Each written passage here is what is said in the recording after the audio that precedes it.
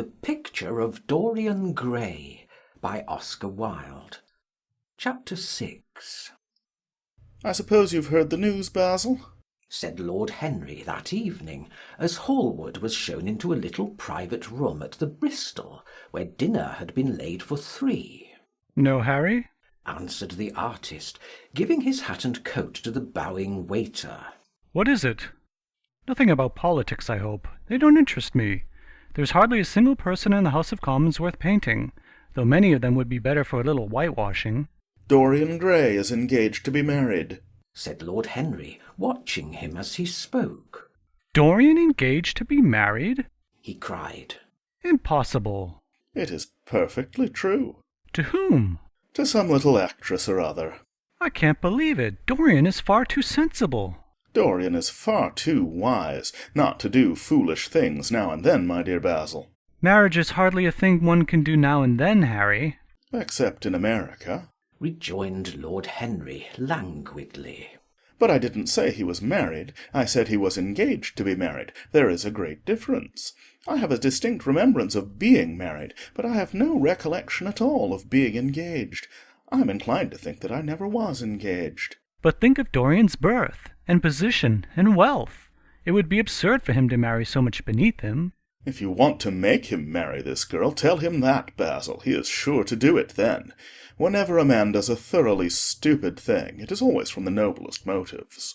"I hope the girl is good, Harry. I don't want to see Dorian tied to some vile creature who might degrade his nature and ruin his intellect." "Oh, she is better than good. She is beautiful," murmured Lord Henry, sipping a glass of vermouth and orange bitters. "Dorian says she is beautiful, and he is not often wrong about things of that kind. Your portrait of him has quickened his appreciation of the personal appearance of other people. It has had that excellent effect amongst others.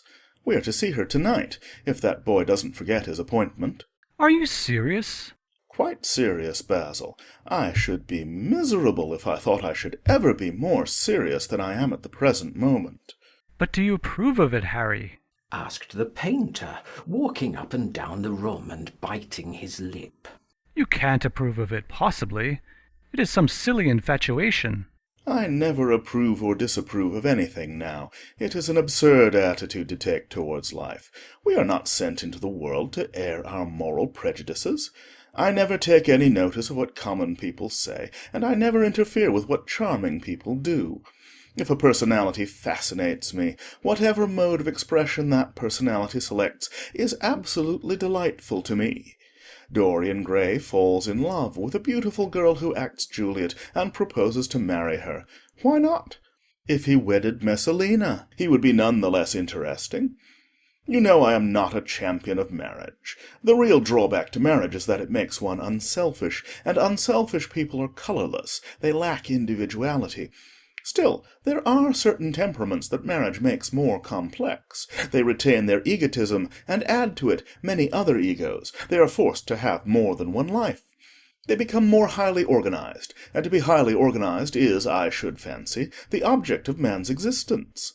Besides, every experience is of value, and whatever one may say against marriage, it is certainly an experience.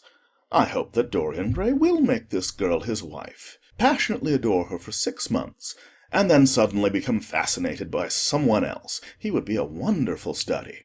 "You don't mean a single word of that, Harry. You know you don't. If Dorian Gray's life were spoiled, no one would be sorrier than yourself. You are much better than you pretend to be." Lord Henry laughed. "The reason we all like to think so well of others is that we are all afraid for ourselves. The basis of optimism is sheer terror. We think that we are generous, because we credit our neighbour with the possession of those virtues that are likely to be a benefit to us. We praise the banker that we may overdraw our account, and find good qualities in the highwayman in the hope that he may spare our pockets. I mean everything that I have said. I have the greatest contempt for optimism. As for a spoiled life, no life is spoiled but one whose growth is arrested. If you want to mar a nature, you have merely to reform it. As for marriage, of course that would be silly. But there are other and more interesting bonds between men and women. I will certainly encourage them. They have the charm of being fashionable. But here is Dorian himself. He will tell you more than I can. My dear Harry, my dear Basil, you must both congratulate me, said the lad, throwing off his evening cape with its satin-lined wings, and shaking each of his friends by the hand in turn. I've never been so happy. Of course, it is sudden. All really delightful things are. And yet it seems to me to be the one thing I've been looking for all my life. He was flushed with excitement and pleasure, and looked extraordinarily handsome. I hope you will always be very happy, Dorian, said Hallward. But I don't quite forgive you for not having let me know of your engagement. You let Harry know. And I don't forgive you for being late for dinner, broke in Lord Henry, putting his hand on the lad's shoulder and smiling as he spoke. Come, let us sit down and try what the new chef here is like, and then you will tell us how it all came about.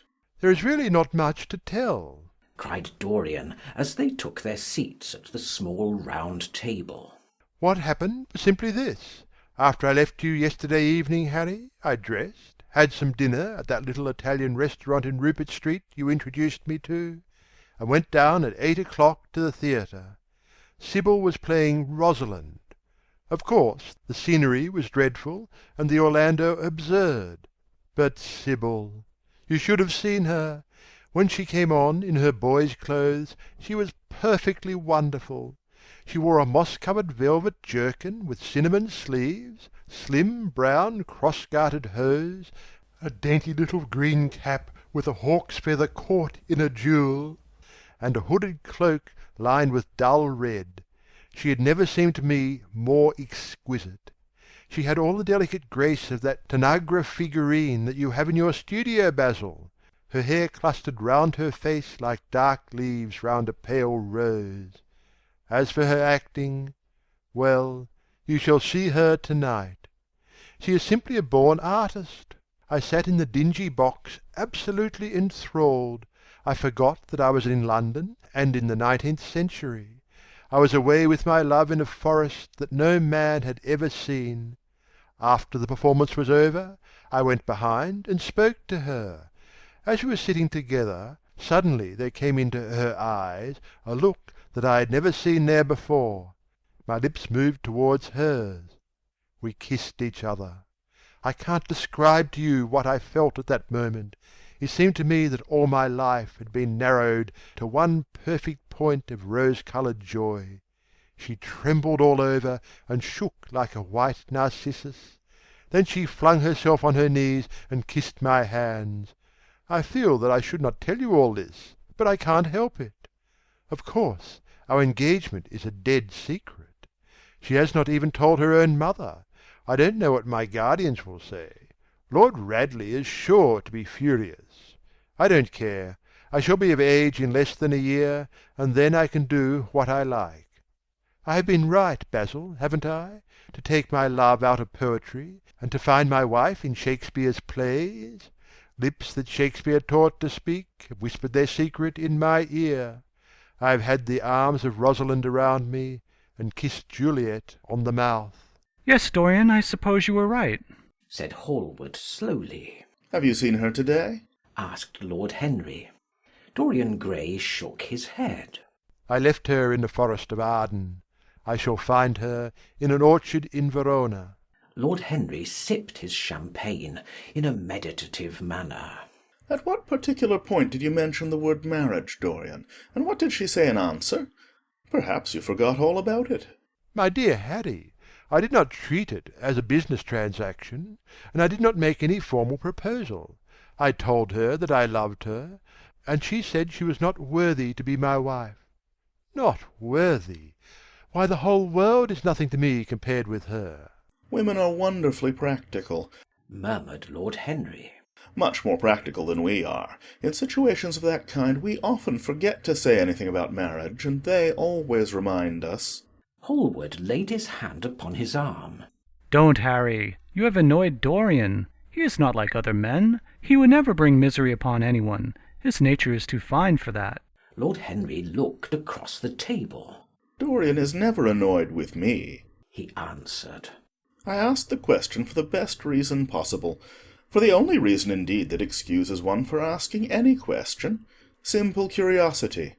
I have a theory that it is always the women who propose to us, and not we who propose to the women. Except, of course, in middle-class life, but then the middle classes are not modern." Dorian Gray laughed and tossed his head. "You are quite incorrigible, Harry, but I don't mind. It is impossible to be angry with you. When you see Sibyl Vane, you will see that the man who could wrong her would be a beast without a heart. I cannot understand how anyone could wish to shame the thing he loves. I love Sibyl Vane. I want to place her on a pedestal of gold, and to see the world worship the woman who is mine. What is marriage? An irrevocable vow. You mock at it for that. Ah, don't mock. It is an irrevocable vow that I want to take. Her trust makes me faithful, her belief makes me good. When I am with her, I regret all that you have taught me. I become different from what you have known me to be. I am changed, and the mere touch of Sibyl Vane's hand makes me forget you and all your wrong, fascinating, poisonous, delightful theories." "And those are?" asked Lord Henry, helping himself to some salad. "Oh, your theories about life, your theories about love, your theories about pleasure. All your theories, in fact, Harry." "Pleasure is the only thing worth having a theory about," he answered in his slow, melodious voice. "But I am afraid I cannot claim my theory as my own. It belongs to nature, not to me. Pleasure is nature's test, her sign of approval. When we are happy, we are always good. But when we are good, we are not always happy." Ah, but what do you mean by good? cried Basil Hallward. "Yes," echoed Dorian, leaning back in his chair and looking at Lord Henry over the heavy clusters of purple-lipped irises that stood in the centre of the table. "what do you mean by good, Harry?" "To be good is to be in harmony with oneself," he replied, touching the thin stem of his glass with his pale, fine-pointed fingers. "Discord is to be forced to be in harmony with others. One's own life, that is the important thing. As for the lives of one's neighbours, if one wishes to be a prig or a Puritan, one can flaunt one's moral views about them, but they are not one's concern. Besides, individualism has really the higher aim. Modern morality consists in accepting the standard of one's age. I consider that for any man of culture to accept the standard of his age is a form of the grossest immorality." But surely if one lives merely for oneself, Harry, one pays a terrible price for doing so, suggested the painter. "Yes, we are overcharged for everything nowadays. I should fancy that the real tragedy of the poor is that they can afford nothing but self-denial. Beautiful sins, like beautiful things, are the privilege of the rich." One has to pay in other ways but money.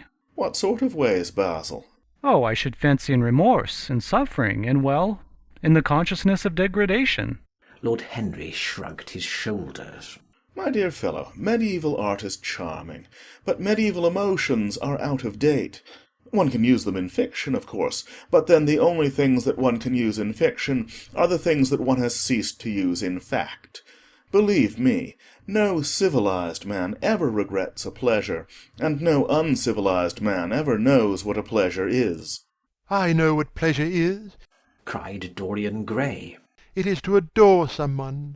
"That is certainly better than being adored," he answered, toying with some fruits. "Being adored is a nuisance. Women treat us just as humanity treats its gods. They worship us and are always bothering us to do something for them." "I should have said that whatever they ask for they had first given to us," murmured the lad gravely. "They create love in our natures.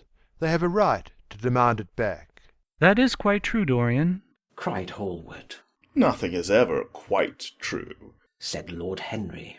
"That is," interrupted Dorian. "you must admit, Harry, that women give to men the very gold of their lives." "Possibly," he sighed. "but they invariably want it back in such a very small change. That is the worry.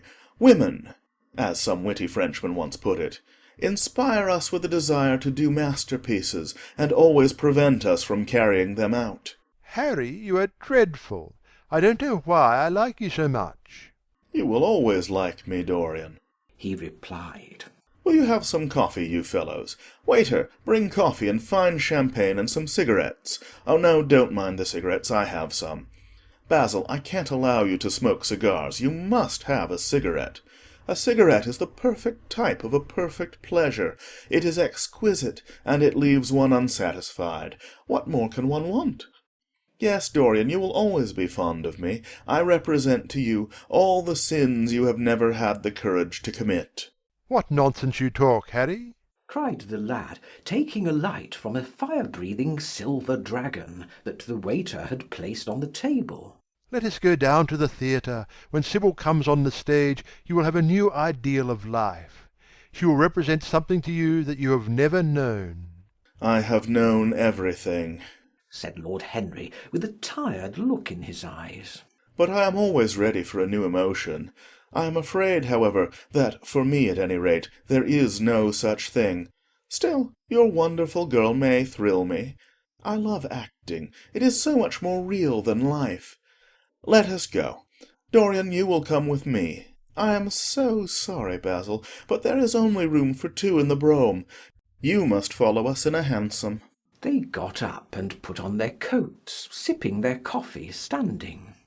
The painter was silent and preoccupied. There was a gloom over him.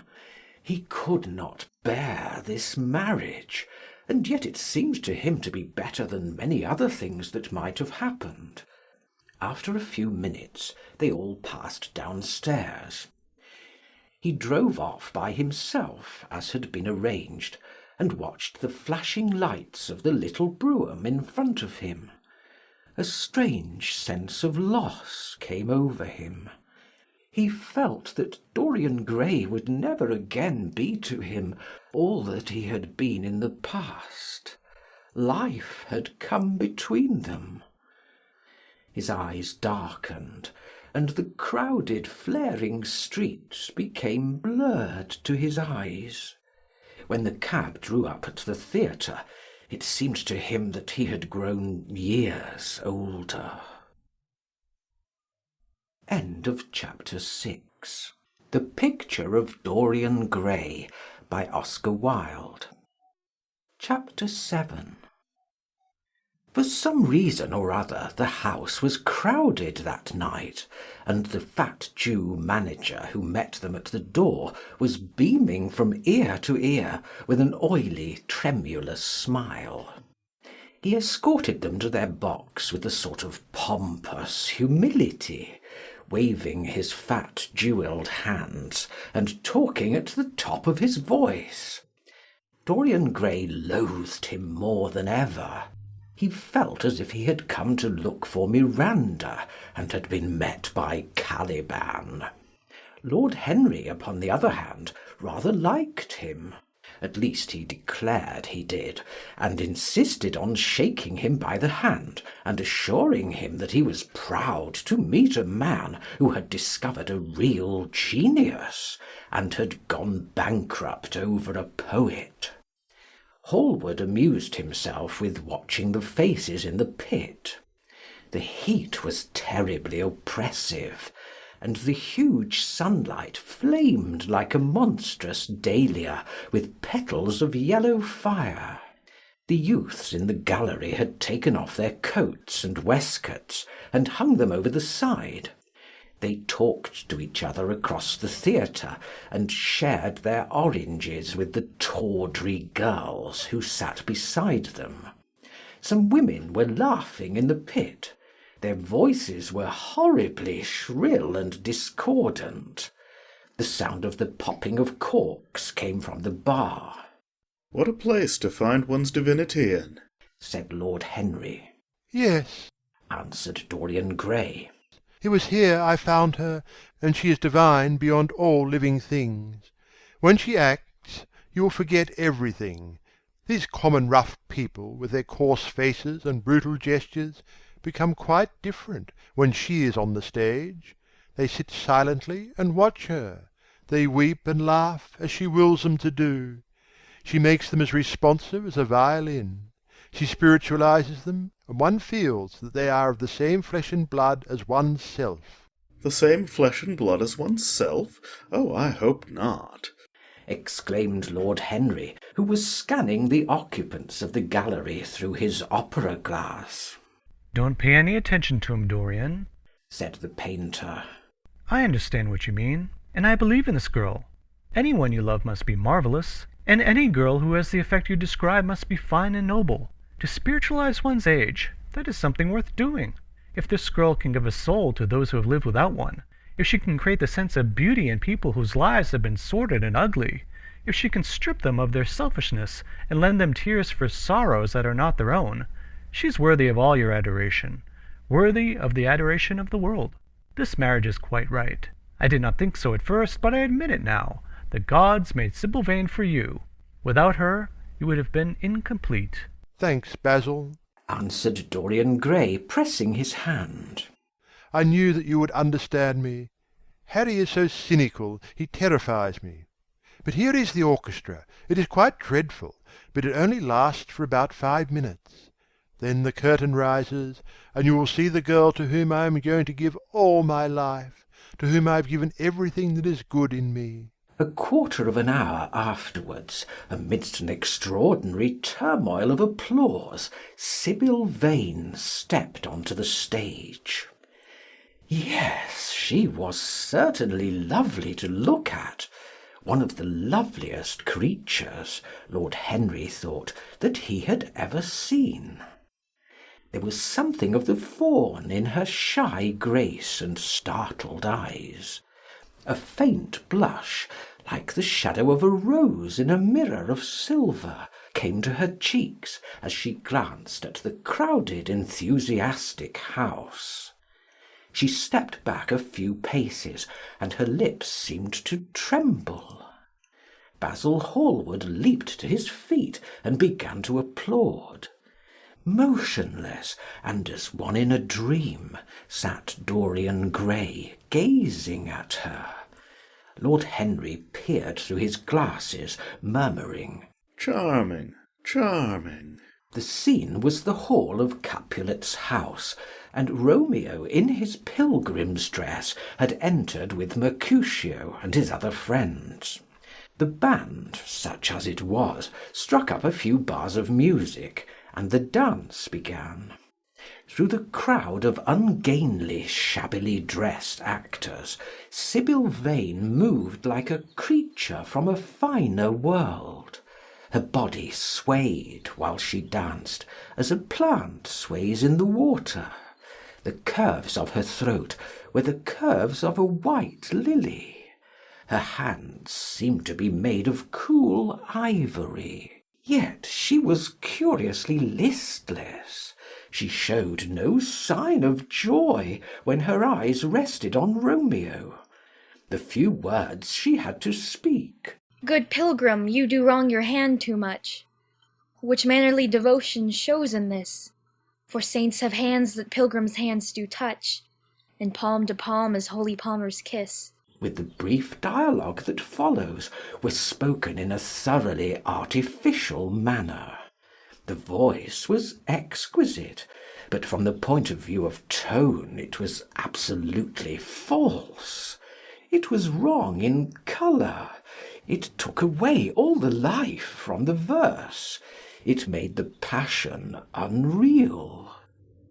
Dorian Gray grew pale as he watched her. He was puzzled and anxious. Neither of his friends dared to say anything to him. She seemed to them to be absolutely incompetent. They were horribly disappointed. Yet they felt that the true test of any Juliet is the balcony scene of the second act. They waited for that. If she failed there was nothing in her. She looked charming as she came out in the moonlight. That could not be denied. But the staginess of her acting was unbearable, and grew worse as she went on.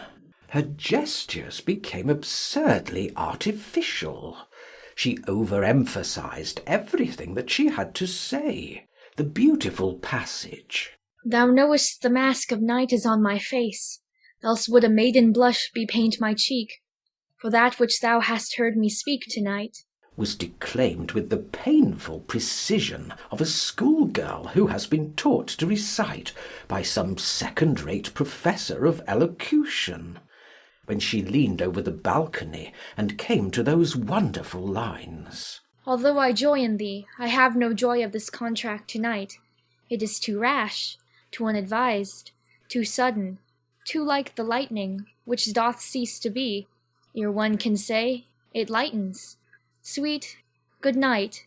This bud of love by summer's ripening breath may prove a beauteous flower when next we meet. She spoke the words as though they conveyed no meaning to her. It was not nervousness.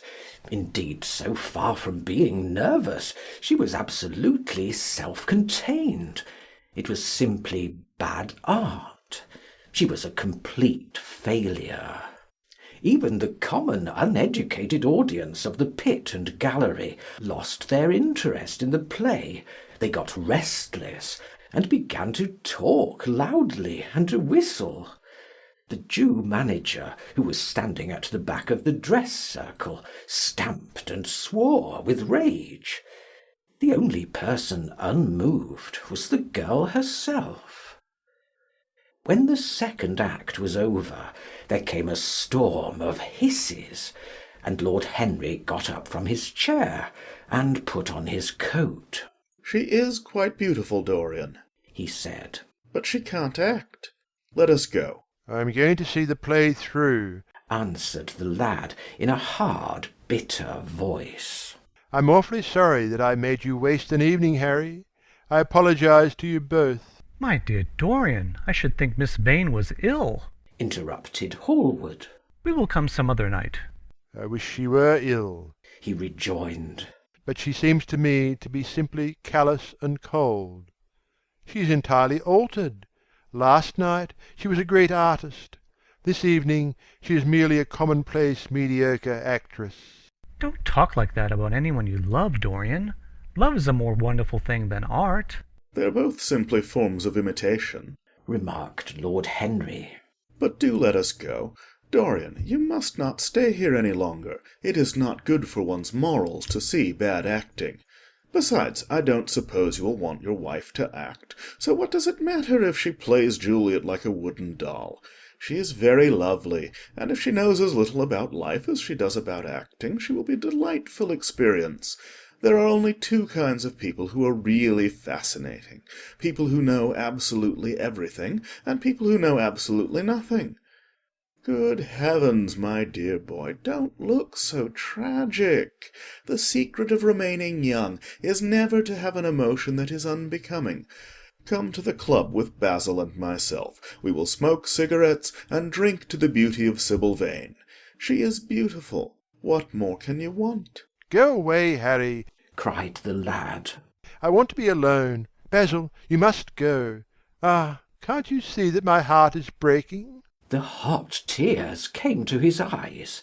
His lips trembled, and rushing to the back of the box, he leaned up against the wall, hiding his face in his hands. "Let us go, Basil," said Lord Henry, with a strange tenderness in his voice, and the two young men passed out together.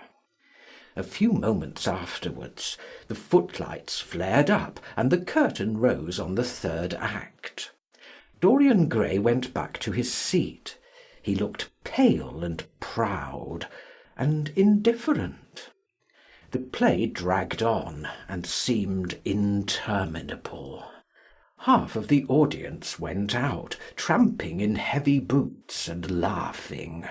The whole thing was a fiasco. The last act was played to almost empty benches. The curtain went down on a titter and some groans. As soon as it was over, Dorian Gray rushed behind the scenes into the green room. The girl was standing there alone, with a look of triumph on her face. Her eyes were lit with an exquisite fire. There was a radiance about her. Her parted lips were smiling over some secret of their own. When he entered, she looked at him, and an expression of infinite joy came over her. How badly I acted tonight, Dorian, she cried. Horribly. He answered, gazing at her in amazement. Horribly. It was dreadful. Are you ill? You have no idea what it was. You have no idea what I suffered. The girl smiled. Dorian, she answered, lingering over his name with long-drawn music in her voice, as though it were sweeter than honey to the red petals of her mouth. Dorian, you should have understood. But you understand now, don't you? Understand what? He asked angrily. Why I was so bad tonight. Why I shall always be bad. Why I shall never act well again. He shrugged his shoulders. You are ill, I suppose. When you are ill, you shouldn't act. You make yourself ridiculous. My friends were bored. I was bored. She seemed not to listen to him. She was transfigured with joy. An ecstasy of happiness dominated her. Dorian, Dorian, she cried. Before I knew you, acting was the one reality of my life. It was only in the theatre that I lived. I thought that it was all true. I was Rosalind one night and Portia the other. The joy of Beatrice was my joy, and the sorrows of Cordelia were mine also. I believed in everything. The common people who acted with me seemed to me to be godlike. The painted scenes were my world. I knew nothing but shadows, and I thought them real. You came, oh, my beautiful love, and you freed my soul from prison. You taught me what reality really is. Tonight, for the first time in my life, I saw through the hollowness, the sham, the silliness of the empty pageant in which I had always played. Tonight, for the first time, I became conscious that the Romeo was hideous and old and painted, that the moonlight in the orchard was false, that the scenery was vulgar, and that the words I had to speak were unreal, were not my words, were not what I wanted to say. You had brought me something higher, something of which all art is but a reflection. You had made me understand what love really is. My love, Prince Charming, Prince of Life, I have grown sick of shadows. You are more to me than all art can ever be. What have I to do with the puppets of a play? When I came on tonight, I could not understand how it was that everything had gone from me. I thought that I was going to be wonderful. I found that I could do nothing. Suddenly it dawned on my soul what it all meant. The knowledge was exquisite to me. I heard them hissing, and I smiled. What could they know of love such as ours? Take me away, Dorian. Take me away with you, where we can be quite alone. I hate the stage. I might mimic a passion that I do not feel, but I cannot mimic one that burns me like fire. Oh, Dorian, Dorian, you understand now what it signifies.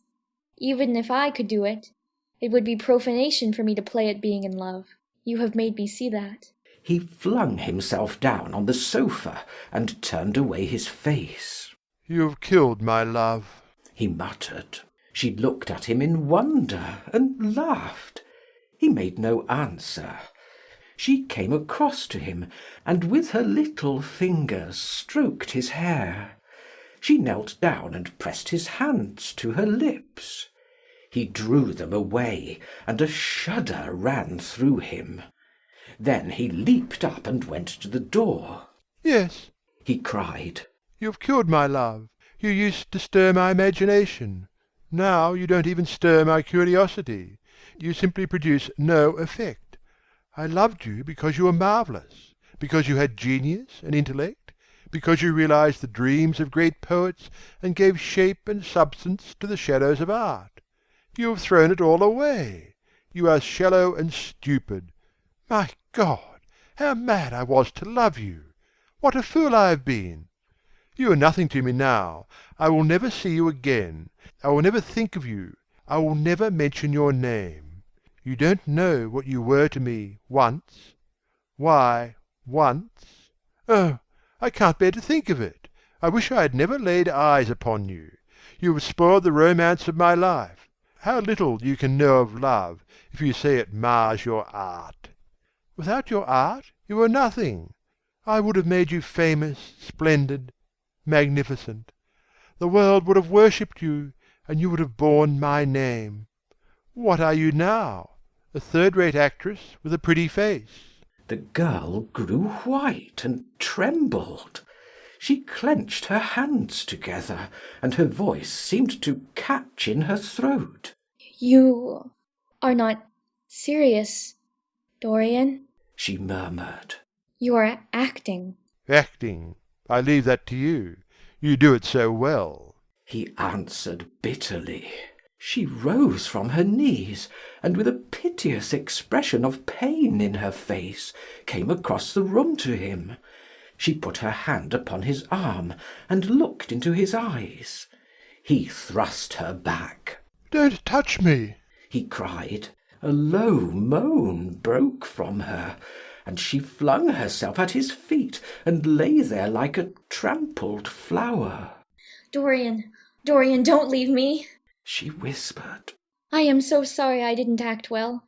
I was thinking of you all the time. But I will try. Indeed, I will try. It came so suddenly across me, my love for you. I think I should never have known it if you had not kissed me, if we had not kissed each other. Kiss me again, my love. Don't go away from me. I couldn't bear it. Oh, don't go away from me. My brother. No, never mind, he didn't mean it. He was in jest. But you, oh, can't you forgive me for tonight? I will work so hard and try to improve. Don't be cruel to me, because I love you better than anything in the world. After all, it is only once that I have not pleased you. But you are quite right, Dorian. I should have shown myself more of an artist. It was foolish of me, and yet I couldn't help it. Oh, don't leave me. Don't leave me." A fit of passionate sobbing choked her. She crouched on the floor like a wounded thing, and Dorian Gray, with his beautiful eyes, looked down at her, and his chiselled lips curled in exquisite disdain. There is always something ridiculous about the emotions of people whom one has ceased to love. Sybil Vane seemed to him to be absurdly melodramatic. Her tears and sobs annoyed him. "I am going," he said at last in his calm, clear voice. "I don't wish to be unkind, but I can't see you again. You have disappointed me." She wept silently, and made no answer, but crept nearer. Her little hand stretched blindly out, and appeared to be seeking for him. He turned on his heel and left the room. In a few moments he was out of the theatre. Where he went to he hardly knew. He remembered wandering through dimly lit streets, past gaunt, black-shadowed archways and evil-looking houses. Women with hoarse voices and harsh laughter had called after him. Drunkards had reeled by, cursing and chattering to themselves like monstrous apes. He had seen grotesque children huddled upon doorsteps, and heard shrieks and oaths from gloomy courts. As the dawn was just breaking, he found himself close to Covent Garden. The darkness lifted, and flushed with faint fires, the sky hollowed itself into a perfect pearl. Huge carts filled with nodding lilies rumbled slowly down the polished, empty street. The air was heavy with the perfume of the flowers, and their beauty seemed to bring him an anodyne for his pain. He followed into the market, and watched the men unloading their wagons. A white-smocked carter offered him some cherries. He thanked him, wondered why he refused to accept any money for them, and began to eat them listlessly. They had been plucked at midnight, and the coldness of the moon had entered into them. A long line of boys carrying crates of striped tulips and of yellow and red roses defiled in front of him, threading their way through the huge jade-green piles of vegetables. Under the portico, with its grey sun-bleached pillars, loitered a troop of draggled, bare-headed girls, waiting for the auction to be over. Others crowded round the swinging doors of the coffee-house in the piazza. The heavy cart-horses slipped and stamped upon the rough stones, shaking their bells and trappings. Some of the drivers were lying asleep on a pile of sacks. Iris-necked and pink-footed, the pigeons ran about picking up seeds. After a little while he hailed a hansom and drove home.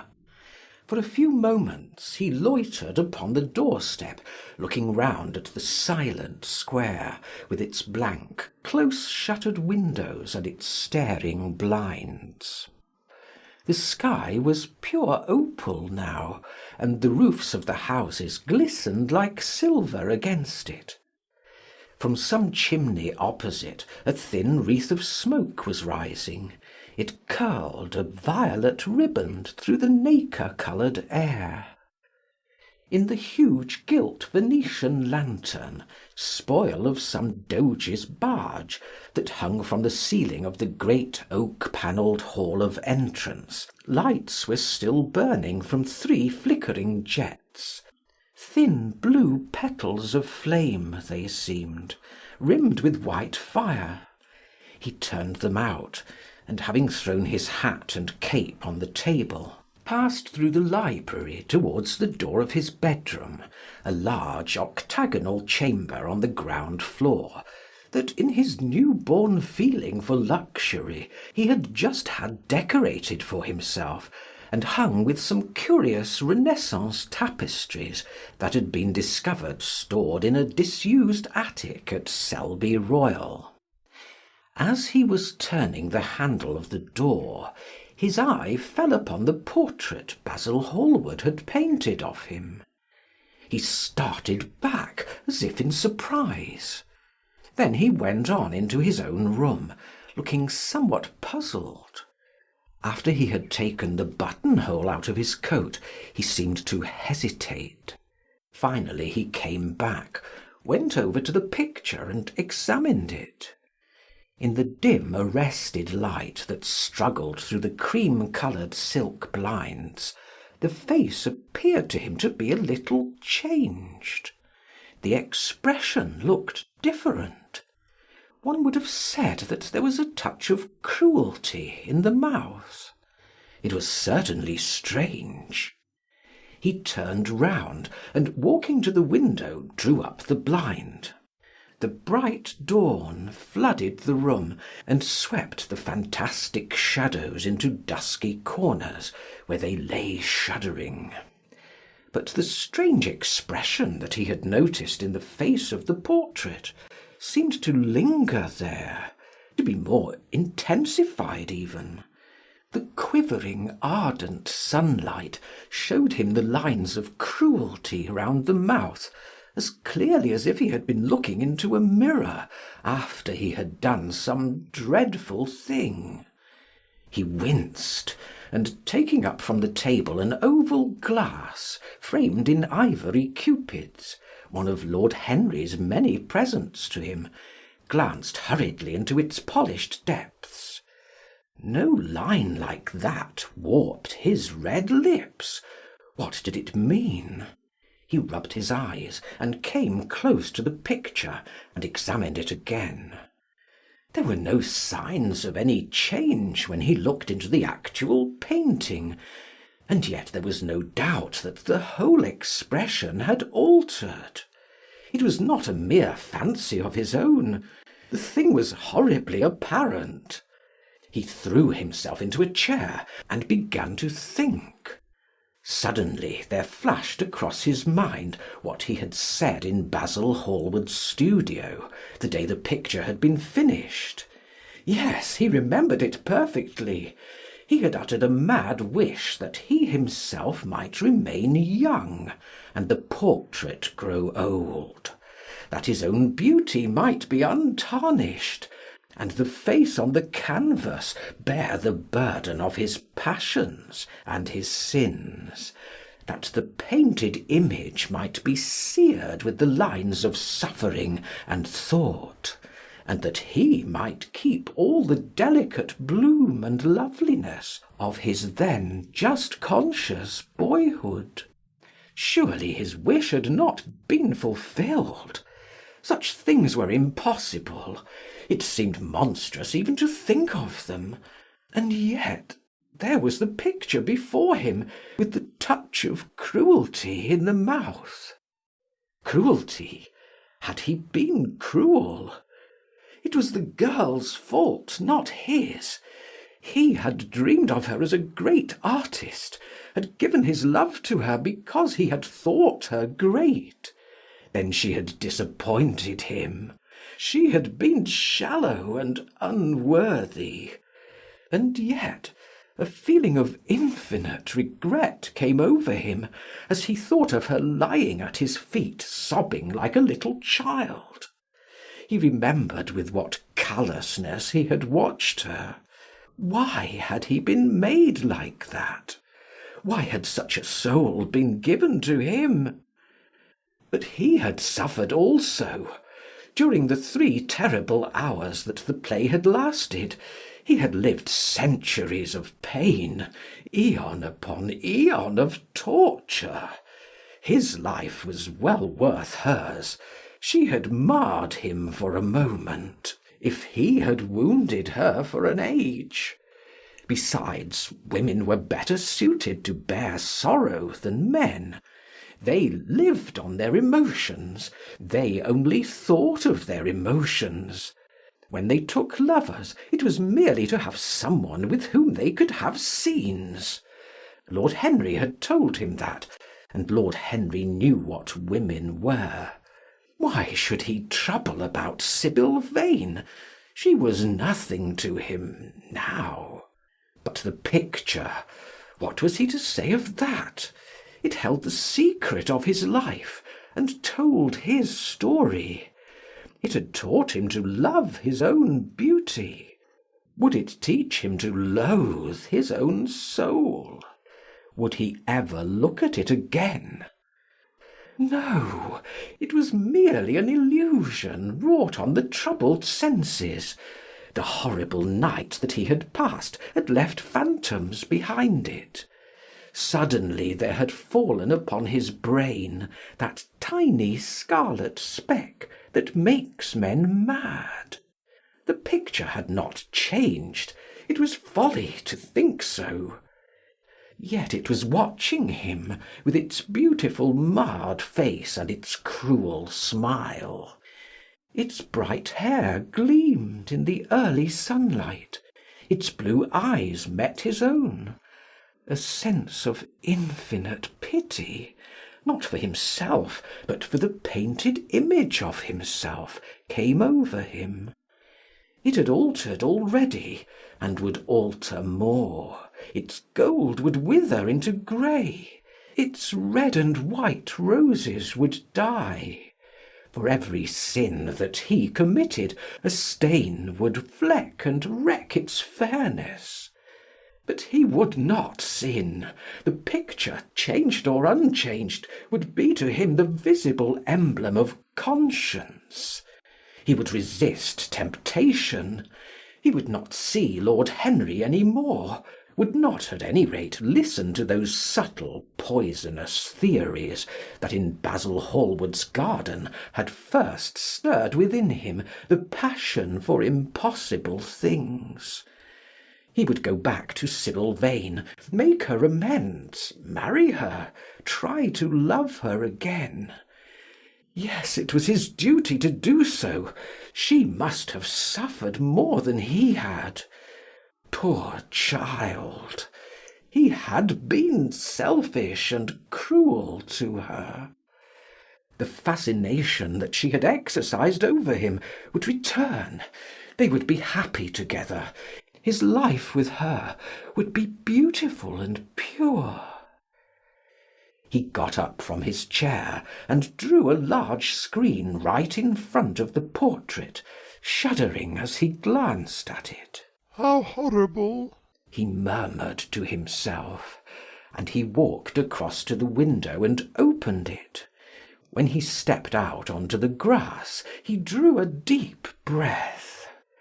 The fresh morning air seemed to drive away all his sombre passions. He thought only of Sibyl. A faint echo of his love came back to him. He repeated her name over and over again. The birds that were singing in the dew-drenched garden seemed to be telling the flowers about her. End of chapter 7. The Picture of Dorian Gray by Oscar Wilde. Chapter 8. It was long past noon when he awoke. His valet had crept several times on tiptoe into the room to see if he was stirring, and had wondered what made his young master sleep so late. Finally his bell sounded, and Victor came in softly with a cup of tea and a pile of letters on a small tray of old Sèvres china, and drew back the olive satin curtains with their shimmering blue lining that hung in front of the 3 tall windows. "Monsieur has well slept this morning," he said, smiling. What o'clock is it, Victor? Asked Dorian Gray drowsily. 1 hour and a quarter, monsieur. How late it was! He sat up, and having sipped some tea, turned over his letters. One of them was from Lord Henry, and had been brought by hand that morning. He hesitated for a moment, and then put it aside. The others he opened listlessly. They contained the usual collection of cards, invitations to dinner, tickets for private views, programmes of charity concerts, and the like, that are showered on fashionable young men every morning during the season. There was a rather heavy bill for a chased silver Louis XV toilet set that he had not yet had the courage to send on to his guardians, who were extremely old-fashioned people, and did not realise that we live in an age when unnecessary things are our only necessities. And there were several very courteously worded communications from Jermyn Street money-lenders, offering to advance any sum of money at a moment's notice, and at the most reasonable rates of interest. After about 10 minutes he got up, and throwing on an elaborate dressing-gown of silk-embroidered cashmere wool, passed into the onyx-paved bathroom. The cool water refreshed him after his long sleep. He seemed to have forgotten all that he had gone through. A dim sense of having taken part in some strange tragedy came to him once or twice, but there was the unreality of a dream about it. As soon as he was dressed, he went into the library and sat down to a light French breakfast that had been laid out for him on a small round table close to the open window. It was an exquisite day. The warm air seemed laden with spices.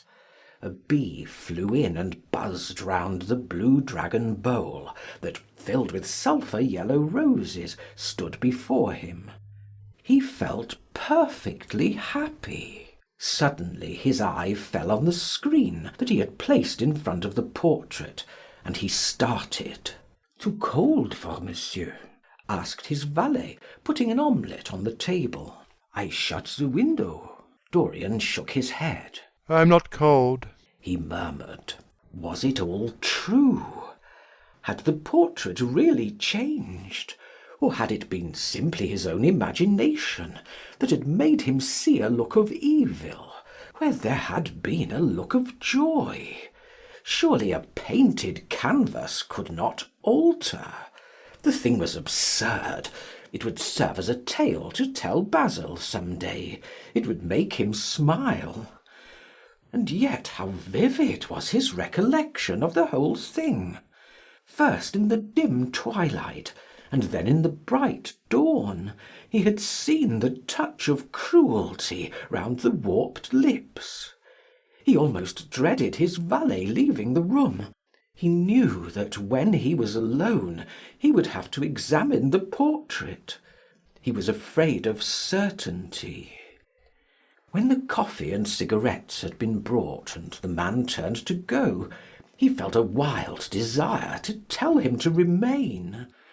As the door was closing behind him, he called him back. The man stood waiting for his orders.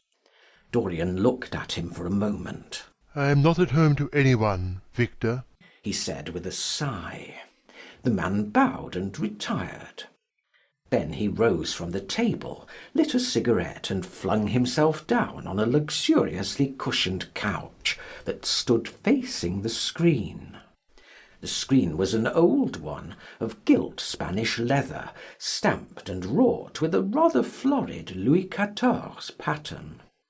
He scanned it curiously, wondering if ever before it had concealed the secret of a man's life.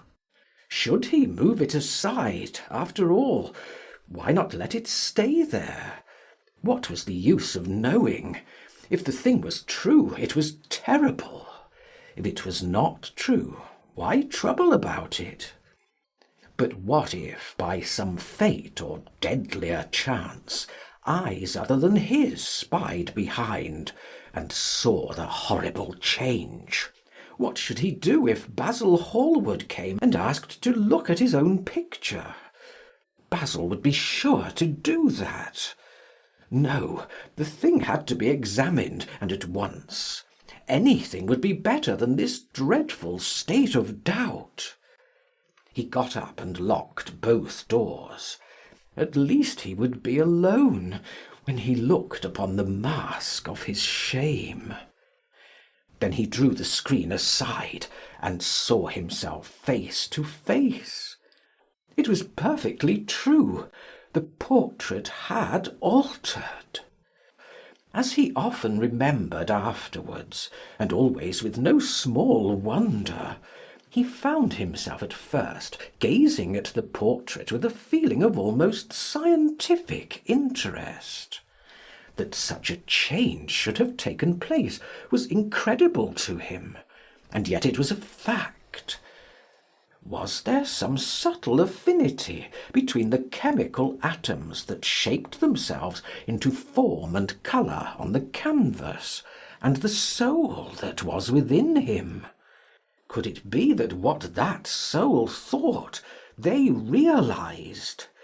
That what it dreamed, they made true? Or was there some other, more terrible reason? He shuddered and felt afraid, and going back to the couch, lay there, gazing at the picture in sickened horror. One thing, however, he felt that it had done for him. It had made him conscious how unjust, how cruel he had been to Sibyl Vane. It was not too late to make reparation for that. She could still be his wife. His unreal and selfish love would yield to some higher influence, would be transformed into some nobler passion, and the portrait that Basil Hallward had painted of him would be a guide to him through life, would be to him what holiness is to some, and conscience to others, and the fear of God to us all. There were opiates for remorse, drugs that could lull the moral sense to sleep. But here was a visible symbol of the degradation of sin. Here was an ever-present sign of the ruin men brought upon their souls. 3 o'clock struck, and 4, and the half-hour rang its double chime. But Dorian Gray did not stir. He was trying to gather up the scarlet threads of life, and to weave them into a pattern, to find his way through the sanguine labyrinth of passion through which he was wandering. He did not know what to do, or what to think. Finally, he went over to the table and wrote a passionate letter to the girl he had loved, imploring her forgiveness and accusing himself of madness. He covered page after page with wild words of sorrow and wilder words of pain.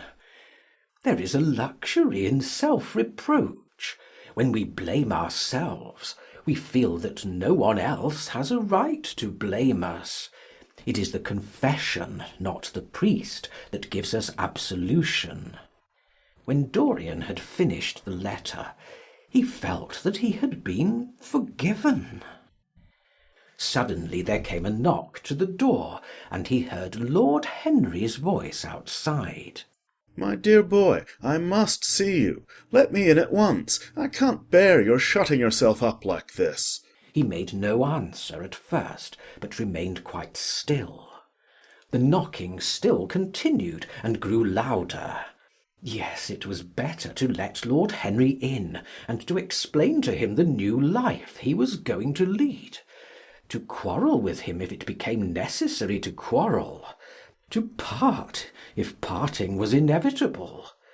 He jumped up, drew the screen hastily across the picture, and unlocked the door.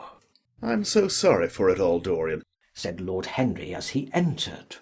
But you must not think too much about it. Do you mean about Sybil Vane? Asked the lad.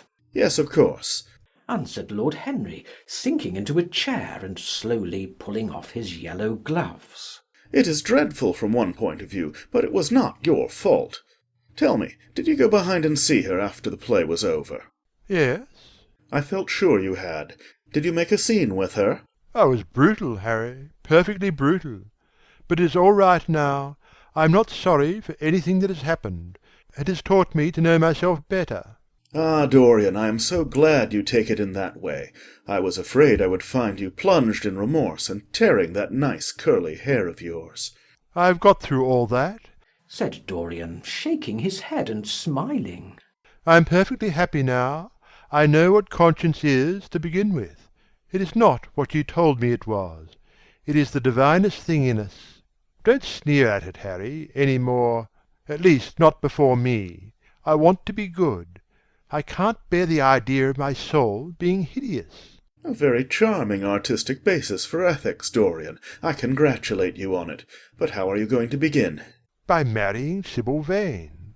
Marrying Sybil Vane! Cried Lord Henry, standing up and looking at him in perplexed amazement. But, my dear Dorian! Yes, Harry, I know what you are going to say. Something dreadful about marriage. Don't say it. Don't ever say things of that kind to me again. 2 days ago I asked Sybil to marry me. I am not going to break my word to her. She is to be my wife. Your wife? Dorian! Didn't you get my letter? I wrote to you this morning and sent the note down by my own man. Your letter? Oh, yes, I remember. I was afraid there might be something in it that I wouldn't like. You cut life to pieces with your epigrams. You know nothing, then? What do you mean? Lord Henry walked across the room, and sitting down by Dorian Gray, took both his hands in his own, and held them tightly. Dorian, he said, my letter, don't be frightened, was to tell you that Sybil Vane is dead. A cry of pain broke from the lad's lips, and he leaped to his feet, tearing his hands away from Lord Henry's grasp. Dead? Sybil dead? It is not true. It is a horrible lie. How dare you say it? It is quite true, Dorian, said Lord Henry gravely. It is in all the morning papers. I wrote down to you to ask you not to see anyone till I came. There will have to be an inquest, of course, and you must not be mixed up in it. Things like that make a man fashionable in Paris, but in London people are so prejudiced. Here one should never make one's debut with a scandal. One should reserve that to give an interest to one's old age. I suppose they don't know your name at the theatre. If they don't, it is all right. Did anyone see you going round to her room? That is an important point. Dorian did not answer for a few moments. He was dazed with horror.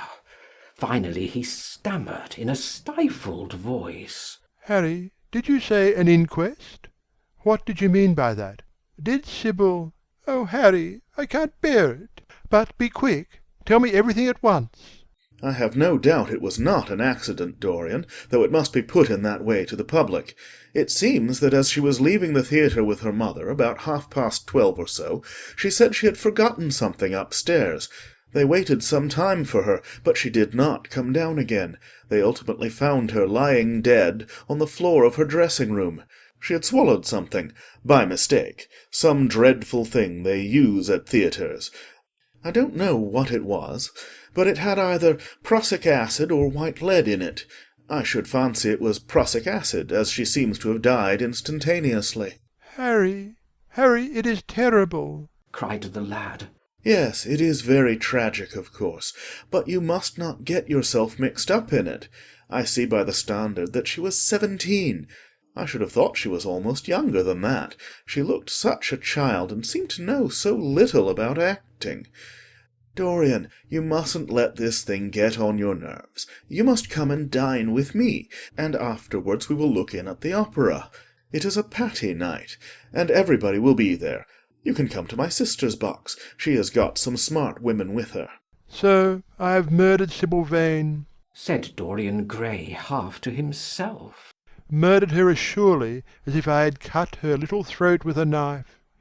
Yet the roses are not the less lovely for all that. The birds sing just as happily in my garden. And tonight I am to dine with you, and then go on to the opera and sup somewhere, I suppose, afterwards. How extraordinarily dramatic life is! If I had read all this in a book, Harry, I think I would have wept over it. Somehow, now that it has happened actually, and to me, it seems far too wonderful for tears. Here is the first passionate love-letter I have ever written in my life. Strange that my first passionate love-letter should have been addressed to a dead girl. Can they feel, I wonder, those white silent people we call the dead? Sybil! Can she feel, or know, or listen? Oh, Harry, how I loved her once! It seems years ago to me now. She was everything to me. Then came that dreadful night. Was it really only last night? When she played so badly and my heart almost broke. She explained it all to me. It was terribly pathetic. But I was not moved a bit. I thought her shallow. Suddenly something happened that made me afraid. I can't tell you what it was, but it was terrible. I said I would go back to her. I felt I had done wrong. And now she is dead. My God, Harry, what shall I do? You don't know the danger I am in, and there is nothing to keep me straight. She would have done that for me. She had no right to kill herself. It was selfish of her. My dear Dorian, answered Lord Henry, taking a cigarette from his case and producing a gold latten matchbox. the only way a woman can ever reform a man is by boring him so completely that he loses all possible interest in life. If you had married this girl, you would have been wretched. Of course you would have treated her kindly.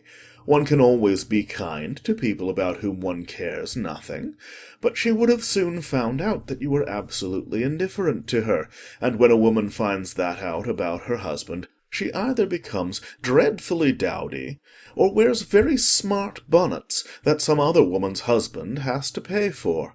I say nothing about the social mistake, which would have been abject, which of course I would not have allowed. But I assure you that in any case the whole thing would have been an absolute failure. "I suppose it would," muttered the lad, walking up and down the room and looking horribly pale. "but I thought it was my duty. It is not my fault that this terrible tragedy has prevented my doing what was right.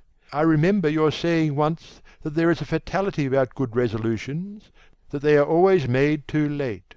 Mine certainly were." Good resolutions are useless attempts to interfere with scientific laws. Their origin is pure vanity. Their result is absolutely nil.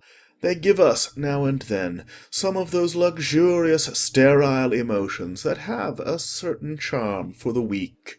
That is all that can be said for them. They are simply checks that men draw on a bank where they have no account. Harry, cried Dorian Gray, coming over and sitting down beside him. why is it that I cannot feel this tragedy as much as I want to? I don't think I am heartless. Do you? You have done too many foolish things during the last fortnight to be entitled to give yourself that name, Dorian, answered Lord Henry, with his sweet melancholy smile. The lad frowned. I don't like that explanation, Harry, he rejoined. but I am glad you don't think I am heartless.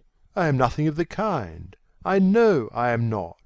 And yet I must admit that this thing that has happened does not affect me as it should. It seems to me to be simply like a wonderful ending to a wonderful play. It has all the terrible beauty of a Greek tragedy, a tragedy in which I took a great part, but by which I have not been wounded. It is an interesting question, said Lord Henry, who found an exquisite pleasure in playing on the lad's unconscious egotism. an extremely interesting question. I fancy that the true explanation is this.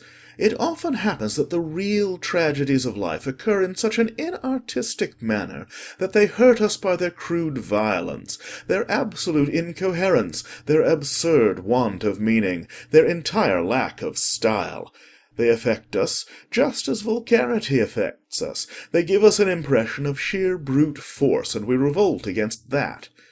Sometimes, however, a tragedy that possesses artistic elements of beauty crosses our lives.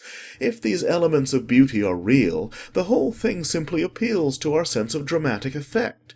Suddenly we find that we are no longer the actors, but the spectators of the play. Or rather, we are both. We watch ourselves, and the mere wonder of the spectacle enthralls us. In the present case, what is it that has really happened? Someone has killed herself for love of you. I wish that I had ever had such an experience. It would have made me in love with love for the rest of my life. The people who have adored me, there have not been very many, but there have been some, have always insisted on living on, long after I had ceased to care for them, or they to care for me. They have become stout and tedious, and when I meet them they go in at once for reminiscences. That awful memory of woman, what a fearful thing it is! And what an utter intellectual stagnation it reveals! One should absorb the colour of life, but one should never remember its details. Details are always vulgar. I must sow poppies in my garden, sighed Dorian. There is no necessity, rejoined his companion. Life has always poppies in her hands. Of course, now and then things linger. I once wore nothing but violets all through one season, as a form of artistic mourning for a romance that would not die. Ultimately, however, it did die. I forget what killed it. I think it was her proposing to sacrifice the whole world for me. That is always a dreadful moment. It fills one with the terror of eternity. Well, would you believe it? A week ago, at Lady Hampshire's, I found myself seated at dinner next the lady in question, and she insisted on going over the whole thing again, and digging up the past and raking up the future. I had buried my romance in a bed of asphodel. She dragged it out again, and assured me that I had spoiled her life. I am bound to state that she ate an enormous dinner, so I did not feel any anxiety. But what a lack of taste she showed! The one charm of the past is that it is the past. But women never know when the curtain has fallen. They always want a sixth act, and as soon as the interest of the play is entirely over, they propose to continue it. If they were allowed their own way, every comedy would have a tragic ending, and every tragedy would culminate in a farce. They are charmingly artificial, but they have no sense of art. You are more fortunate than I am. I assure you, Dorian, that not one of the women I have known would have done for me what Sibyl Vane did for you. Ordinary women always console themselves. Some of them do it by going in for sentimental colours. Never trust a woman who wears mauve, whatever her age may be, or a woman over 35 who is fond of pink ribbons. It always means that they have a history. Others find a great consolation in suddenly discovering the good qualities of their husbands. They flaunt their conjugal felicity in one's face as if it were the most fascinating of sins. Religion consoles some. Its mysteries have all the charm of a flirtation, a woman once told me, and I can quite understand it. Besides, nothing makes one so vain as being told that one is a sinner. Conscience makes egotists of us all. Yes, there is really no end to the consolations that women find in modern life. Indeed, I have not mentioned the most important one. What is that, Harry? said the lad listlessly. Oh, the obvious consolation, taking someone else's admirer when one loses one's own. In good society, that always whitewashes a woman. But really, Dorian, how different Sybil Vane must have been from all the women one meets. There is something to me quite beautiful about her death. I am glad I am living in a century when such wonders happen. They make one believe in the reality of the things we all play with, such as romance, passion, and love. I was terribly cruel to her. You forget that?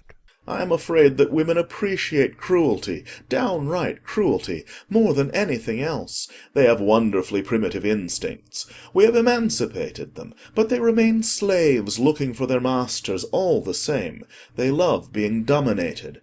I am sure you were splendid. I have never seen you really and absolutely angry, but I can fancy how delightful you looked. And after all, you said something to me the day before yesterday that seemed to me at the time to be merely fanciful, but that I see now was absolutely true, and it holds the key to everything. What was that, Harry? You said to me that Sybil Vane represented to you all the heroines of romance, that she was Desdemona one night and Ophelia the other, that if she died as Juliet, she came to life as Imogen. She will never come to life again now, muttered the lad, burying his face in his hands. No, she will never come to life. She has played her last part. But you must think of that lonely death in the tawdry dressing-room simply as a strange, lurid fragment from some Jacobean tragedy, as a wonderful scene from Webster or Ford or Cyril Tourneur. The girl never really lived, and so she has never really died. To you, at least, she was always a dream, a phantom that flitted through Shakespeare's plays and left them lovelier for its presence, a reed through which Shakespeare's music sounded richer and more full of joy. The moment she touched actual life, she marred it, and it marred her, and so she passed away. Mourn for Ophelia if you like. Put ashes on your head because Cordelia was strangled. Cry out against heaven because the daughter of Brabantio died. But don't waste your tears over Sybil Vane. She was less real than they are. There was a silence. The evening darkened in the room. Noiselessly and with silver feet, the shadows crept in from the garden. The colours faded wearily out of things. After some time Dorian Gray looked up. "You've explained me to myself, Harry," he murmured with something of a sigh of relief.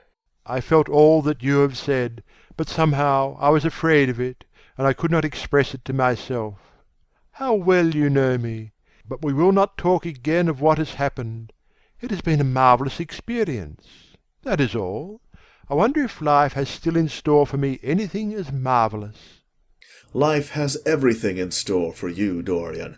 There is nothing that you, with your extraordinary good looks, will not be able to do. But suppose, Harry, I become haggard and old and wrinkled. What then? Ah, then, said Lord Henry, rising to go.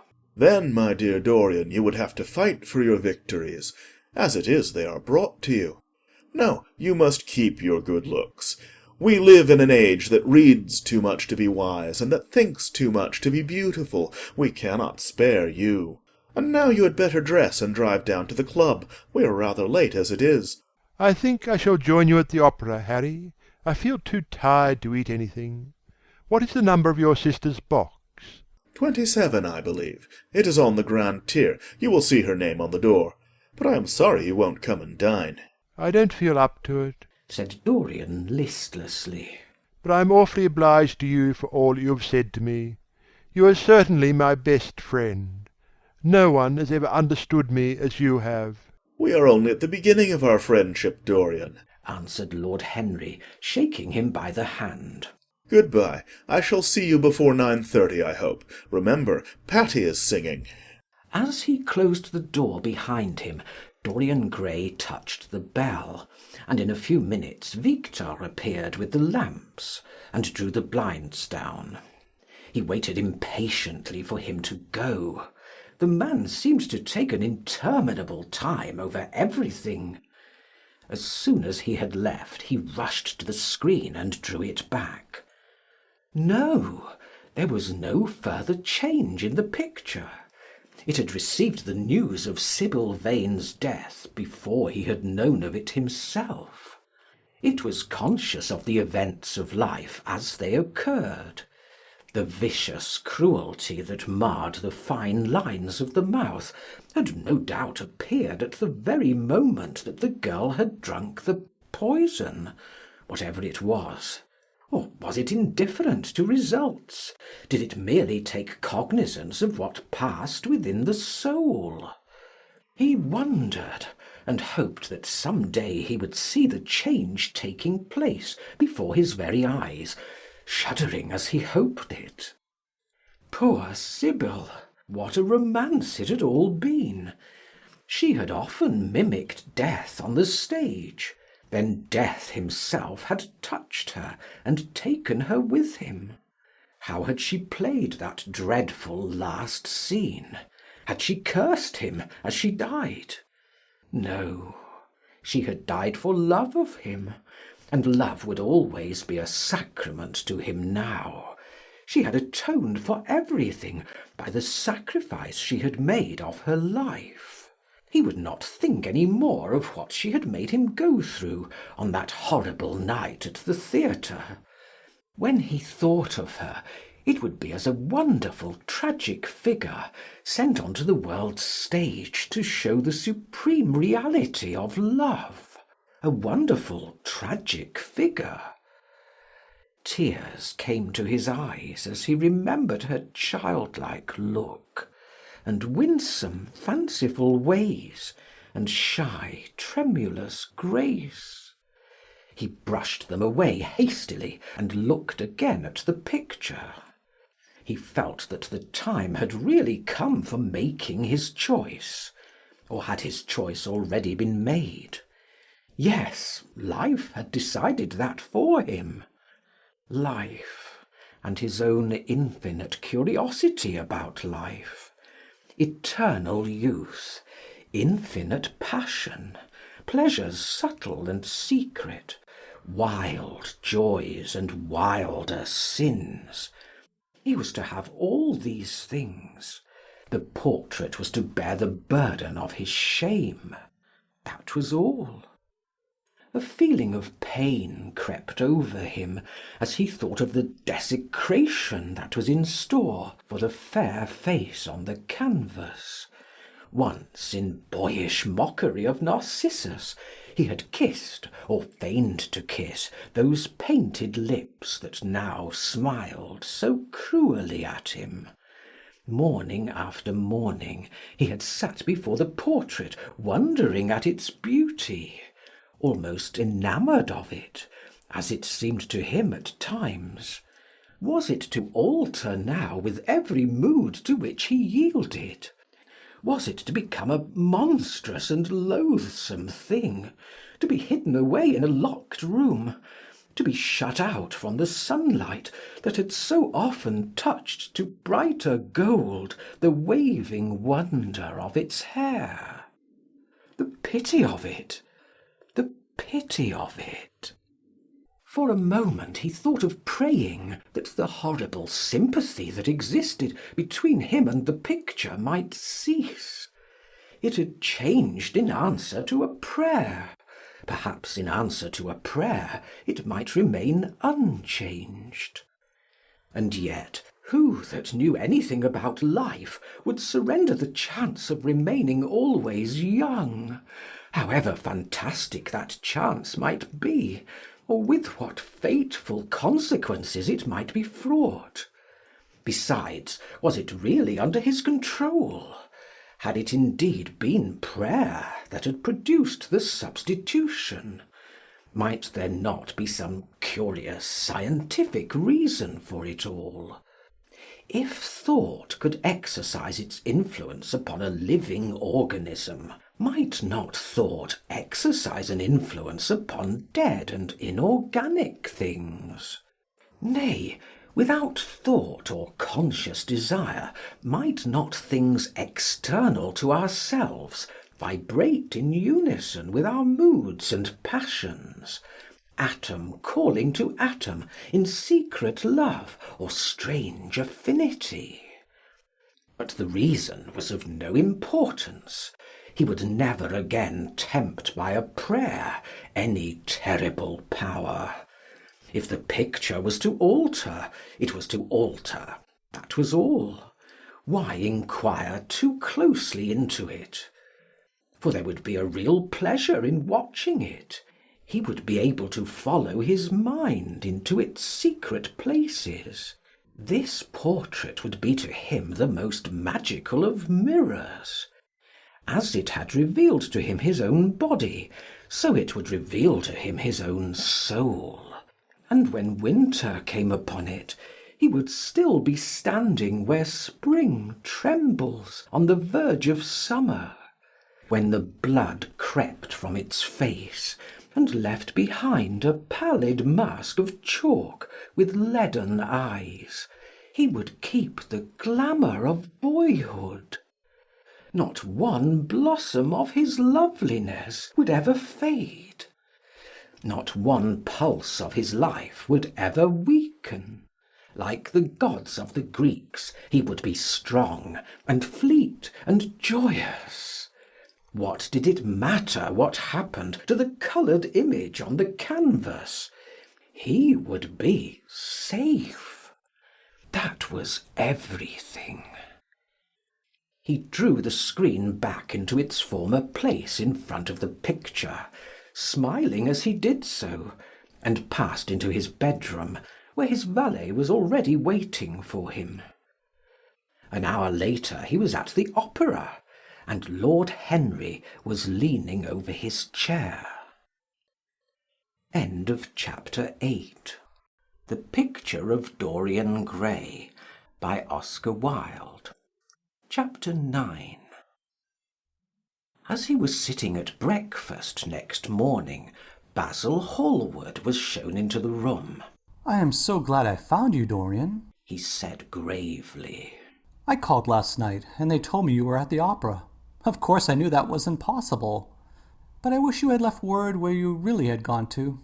I passed a dreadful evening, half afraid that one tragedy might be followed by another. I think you might have telegraphed for me when you heard of it first. I read of it quite by chance in the late edition of the Globe that I picked up at the club. I came here at once and was miserable at not finding you. I can't tell you how heartbroken I am about the whole thing. I know what you must suffer. But where were you? Did you go down and see the girl's mother? For a moment I thought of following you there. They gave the address in the paper, somewhere in Austin Road, isn't it? But I was afraid of intruding upon a sorrow that I could not lighten. Poor woman, what a state she must be in. And her only child, too. What did she say about it all?" My dear Basil, how do I know? Murmured Dorian Gray, sipping some pale yellow wine from a delicate gold-beaded bubble of Venetian glass, and looking dreadfully bored. I was at the opera. You should have come on there. I met Lady Gwendolen, Harry's sister, for the first time. We were in her box. She is perfectly charming, and Patti sang divinely. Don't talk about horrid subjects. If one doesn't talk about a thing, it has never happened. It is simply expression, as Harry says, that gives reality to things. I may mention that she was not the woman's only child. There is a son, a charming fellow, I believe, but he is not on the stage. He is a sailor, or something. And now, tell me about yourself and what you are painting." You went to the opera? said Hallward, speaking very slowly and with a strained touch of pain in his voice. You went to the opera while Sybil Vane was lying dead in some sordid lodging? You can talk to me of other women being charming and of Patty singing divinely before the girl you loved has even the quiet of a grave to sleep in? Why, man, there are horrors in store for that little white body of hers. Stop, Basil. I won't hear it. Cried Dorian, leaping to his feet. You must not tell me about things. What is done is done. What is past is past. You call yesterday the past? What has the actual lapse of time got to do with it? It is only shallow people who require years to get rid of an emotion. A man who is master of himself can end a sorrow as easily as he can invent a pleasure. I don't want to be at the mercy of my emotions. I want to use them, to enjoy them, and to dominate them. Dorian, this is horrible. Something has changed you completely. You look exactly the same wonderful boy who day after day used to come down to my studio to sit for his picture, but you were simple, natural, and affectionate then. You were the most unspoiled creature in the whole world. Now, I don't know what has come over you. You talk as if you had no heart, no pity in you. It's all Harry's influence, I see that. The lad flushed up, and going to the window, looked out for a few moments on the green, flickering, sun-lashed garden. I owe a great deal to Harry, Basil, he said at last. More than I owe to you. You only taught me to be vain. Well, I am punished for that, Dorian, or shall be some day. I don't know what you mean, Basil, he exclaimed, turning round. I don't know what you want. What do you want? I want the Dorian Gray I used to paint, said the artist sadly. Basil, said the lad, going over to him and putting his hand on his shoulder. You have come too late. Yesterday, when I heard that Sybil Vane had killed herself... Killed herself? Good heavens, is there no doubt about that? Cried Hallward, looking up at him with an expression of horror. My dear Basil, surely you don't think it was a vulgar accident? Of course she killed herself.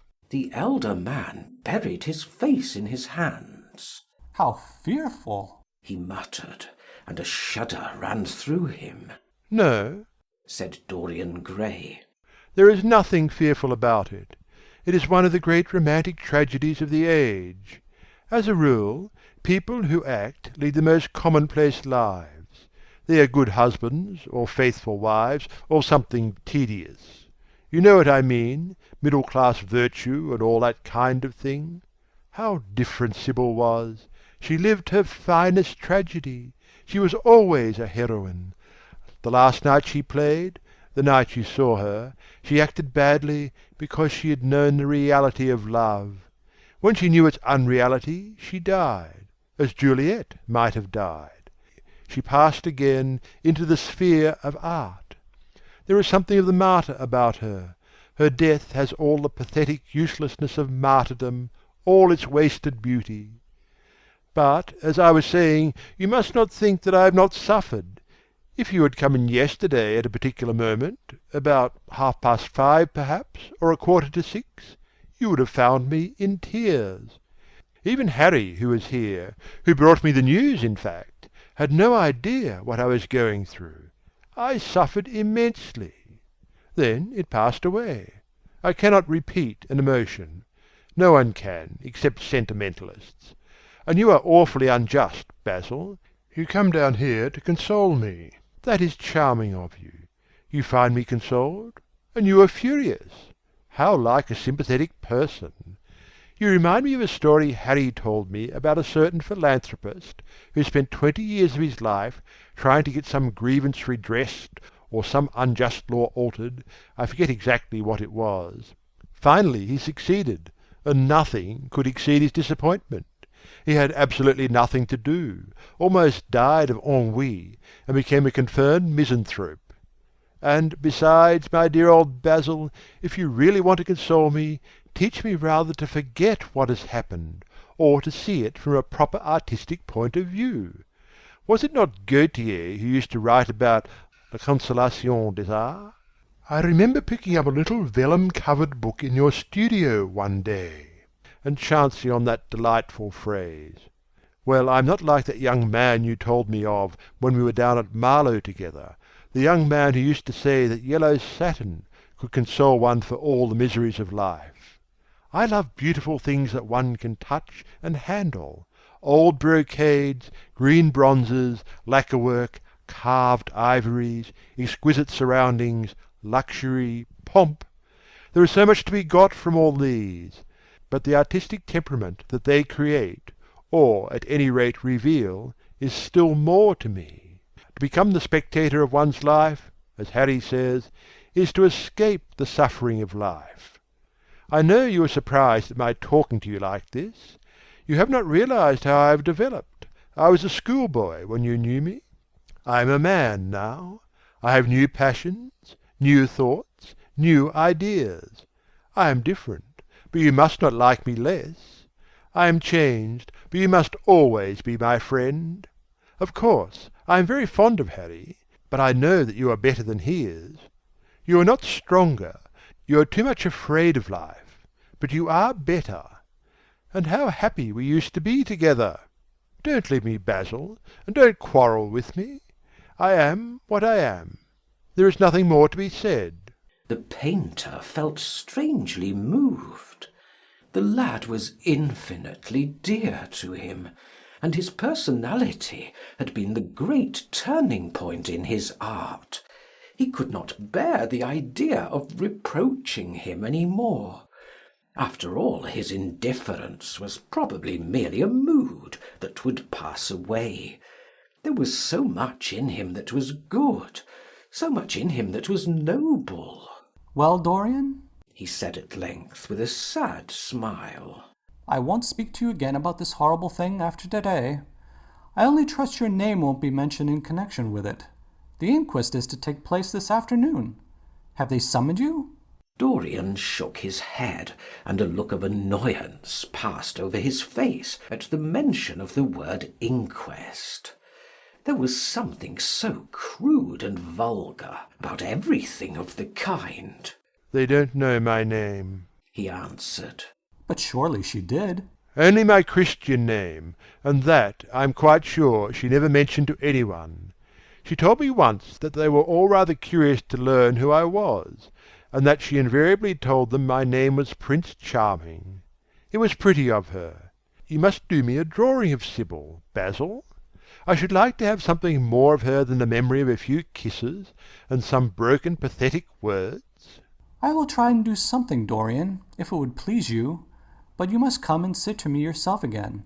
I can't get on without you. I can never sit to you again, Basil. It is impossible, he exclaimed, starting back. The painter stared at him. My dear boy, what nonsense! He cried. Do you mean to say you don't like what I did of you? Where is it? Why have you pulled the screen in front of it? Let me look at it. It is the best thing I've ever done.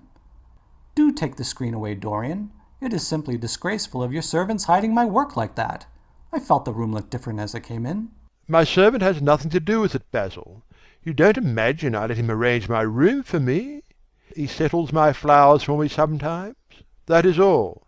No, I did it myself. The light was too strong on the portrait. Too strong? Surely not, my dear fellow. It is an admirable place for it. Let me see it. And Hallward walked towards the corner of the room. A cry of terror broke from Dorian Gray's lips, and he rushed between the painter and the screen. Basil, he said, looking very pale. You must not look at it. I don't wish you to. Not look at my own work? You are not serious. Why shouldn't I look at it? Exclaimed Hallward, laughing. If you try to look at it, Basil, on my word of honour, I will never speak to you again as long as I live. I am quite serious. I don't offer any explanation, and you are not to ask for any. But remember, if you touch this screen, everything is over between us. Hallward was thunderstruck. He looked at Dorian Gray in absolute amazement. He had never seen him like this before. The lad was actually pallid with rage. His hands were clenched, and the pupils of his eyes were like discs of blue fire. He was trembling all over. Dorian! Don't speak. But what is the matter? Of course I won't look at it if you don't want me to, he said, rather coldly, turning on his heel and going over towards the window. But really, it seems rather absurd that I shouldn't see my own work, especially as I'm going to exhibit it in Paris in the autumn. I shall probably have to give it another coat of varnish before that, so I must see it some day. And why not today? To exhibit it? You want to exhibit it?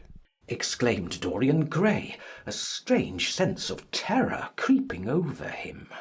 Was the world going to be shown his secret?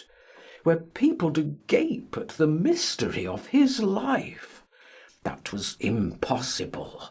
Something, he did not know what, had to be done at once. Yes, I don't suppose you will object to that. George Petit is going to collect all my best pictures for a special exhibition in the Rue de Sèze, which will open the first week in October. The portrait will only be away a month. I should think you could easily spare it for that time.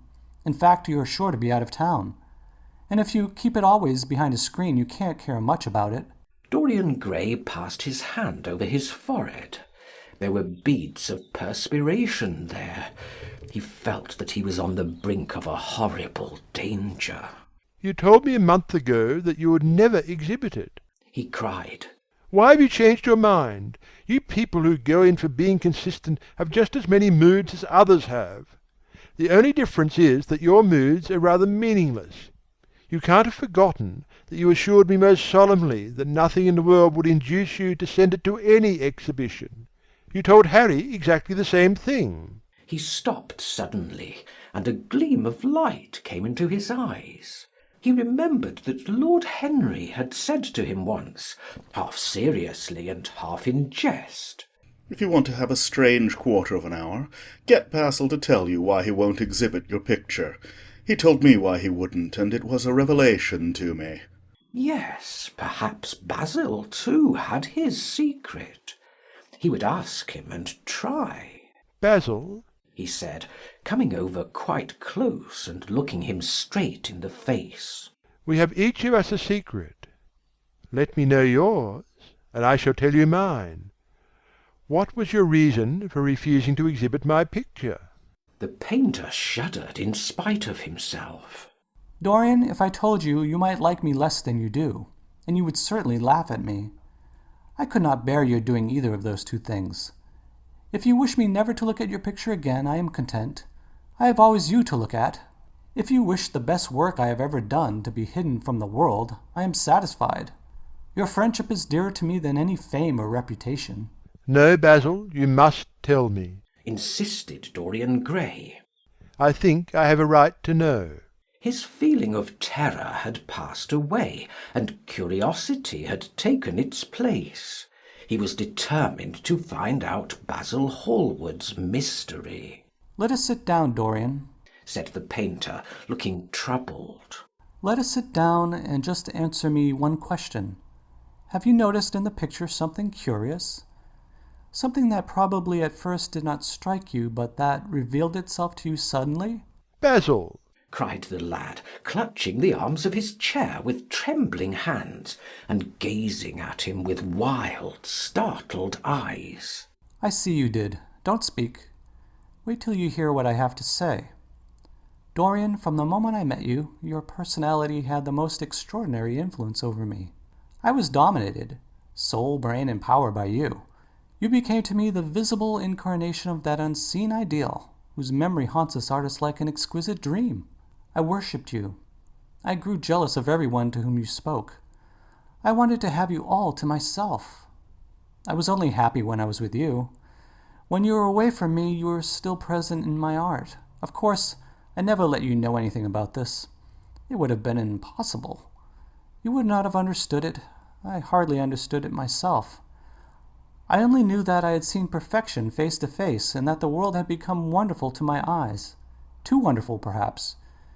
For in such mad worships there is peril. Peril of losing them, no less than the peril of keeping them. Weeks and weeks went on, and I grew more and more absorbed in you. Then came a new development. I had drawn you as Paris in dainty amour, and as Adonis with huntsman's cloak and polished boar spear. Crowned with heavy lotus blossoms, you had sat on the prow of Adrian's barge, gazing across the green turbid Nile.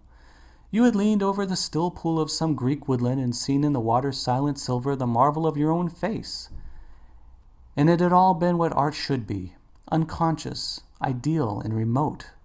One day, a fatal day, I sometimes think, I determined to paint a wonderful portrait of you, as you actually are. Not in the costume of dead ages, but in your own dress and in your own time. Whether it was the realism of the method or the mere wonder of your own personality, thus directly presented to me without mist or veil, I cannot tell. But I know that as I worked at it, every flake and film of color seemed to me to reveal my secret. I grew afraid that others would know my idolatry. I felt, Dorian, that I had told too much, that I had put too much of myself into it. Then it was that I resolved never to allow the picture to be exhibited. You were a little annoyed, but then you did not realize all that it meant to me. Harry, to whom I talked about it, laughed at me. But I did not mind that. When the picture was finished, I sat alone with it. I felt that I was right. Well, after a few days, the thing left my studio, and as soon as I got rid of the intolerable fascination of its presence, it seemed to me that I had been foolish in imagining that I'd seen anything in it more than that you were extremely good-looking and that I could paint. Even now I cannot help feeling that it was a mistake to think that the passion one feels in creation is ever really shown in the work one creates. Art is always more abstract than we fancy. Form and color tell us of form and color. That is all. It often seems to me that art conceals the artist far more completely than it ever reveals him. And so when I got this offer from Paris, I determined to make your portrait the principal thing in my exhibition. It never occurred to me that you would refuse. I see now that you were right. The picture cannot be shown. You must not be angry with me, Dorian, for what I have told you. As I said to Harry once, you are made to be worshipped. Dorian Gray drew a long breath. The colour came back to his cheeks, and a smile played about his lips. The peril was over. He was safe for the time. Yet he could not help feeling infinite pity for the painter who had just made this strange confession to him, and wondered if he himself would ever be so dominated by the personality of a friend. Lord Henry had the charm of being very dangerous, but that was all. He was too clever and too cynical to be really fond of. Would there ever be someone who would fill him with a strange idolatry? Was that one of the things that life had in store? It is extraordinary to me, Dorian, said Hallward, that you should have seen this in the portrait. Did you really see it? I saw something in it, he answered. Something that seemed to me very curious. Well, you don't mind me looking at the thing now. Dorian shook his head. You must not ask me that, Basil. I could not possibly let you stand in front of that picture. You will some day, surely. Never. Well, perhaps you are right. And now, goodbye, Dorian. You have been the one person in my life who has really influenced my art. Whatever I have done that is good, I owe to you. Ah, you don't know what it cost me to tell you all that I have told you. My dear Basil, said Dorian, what have you told me? Simply that you felt that you admired me too much. That is not even a compliment. It was not intended as a compliment. It was a confession. Now that I have made it, something seems to have gone out of me. Perhaps one should never put one's worship into words. It was a very disappointing confession. Why, what did you expect, Dorian? You didn't see anything else in the picture, did you? There was nothing else to see. No, there was nothing else to see. Why do you ask? But you mustn't talk about worship. It is foolish. You and I are friends, Basil, and we must always remain so. You have got Harry, said the painter sadly. Oh, Harry, cried the lad with a ripple of laughter. Harry spends his days in saying what is incredible and his evenings in doing what is improbable. Just the sort of life I would like to lead. But still I don't think I would go to Harry if I were in trouble. I would sooner go to you, Basil. You will sit to me again? Impossible. You spoil my life as an artist by refusing, Dorian. No man comes across two ideal things. Few come across one. I can't explain it to you, Basil, but I must never sit to you again. There is something fatal about a portrait. It has a life of its own. I will come and have tea with you. That will be just as pleasant. Pleasanter for you, I'm afraid, murmured Hallward regretfully. And now, goodbye. I am sorry you won't let me look at the picture once again, but that can't be helped. I quite understand what you feel about it. As he left the room, Dorian Gray smiled to himself. Poor Basil! How little he knew of the true reason!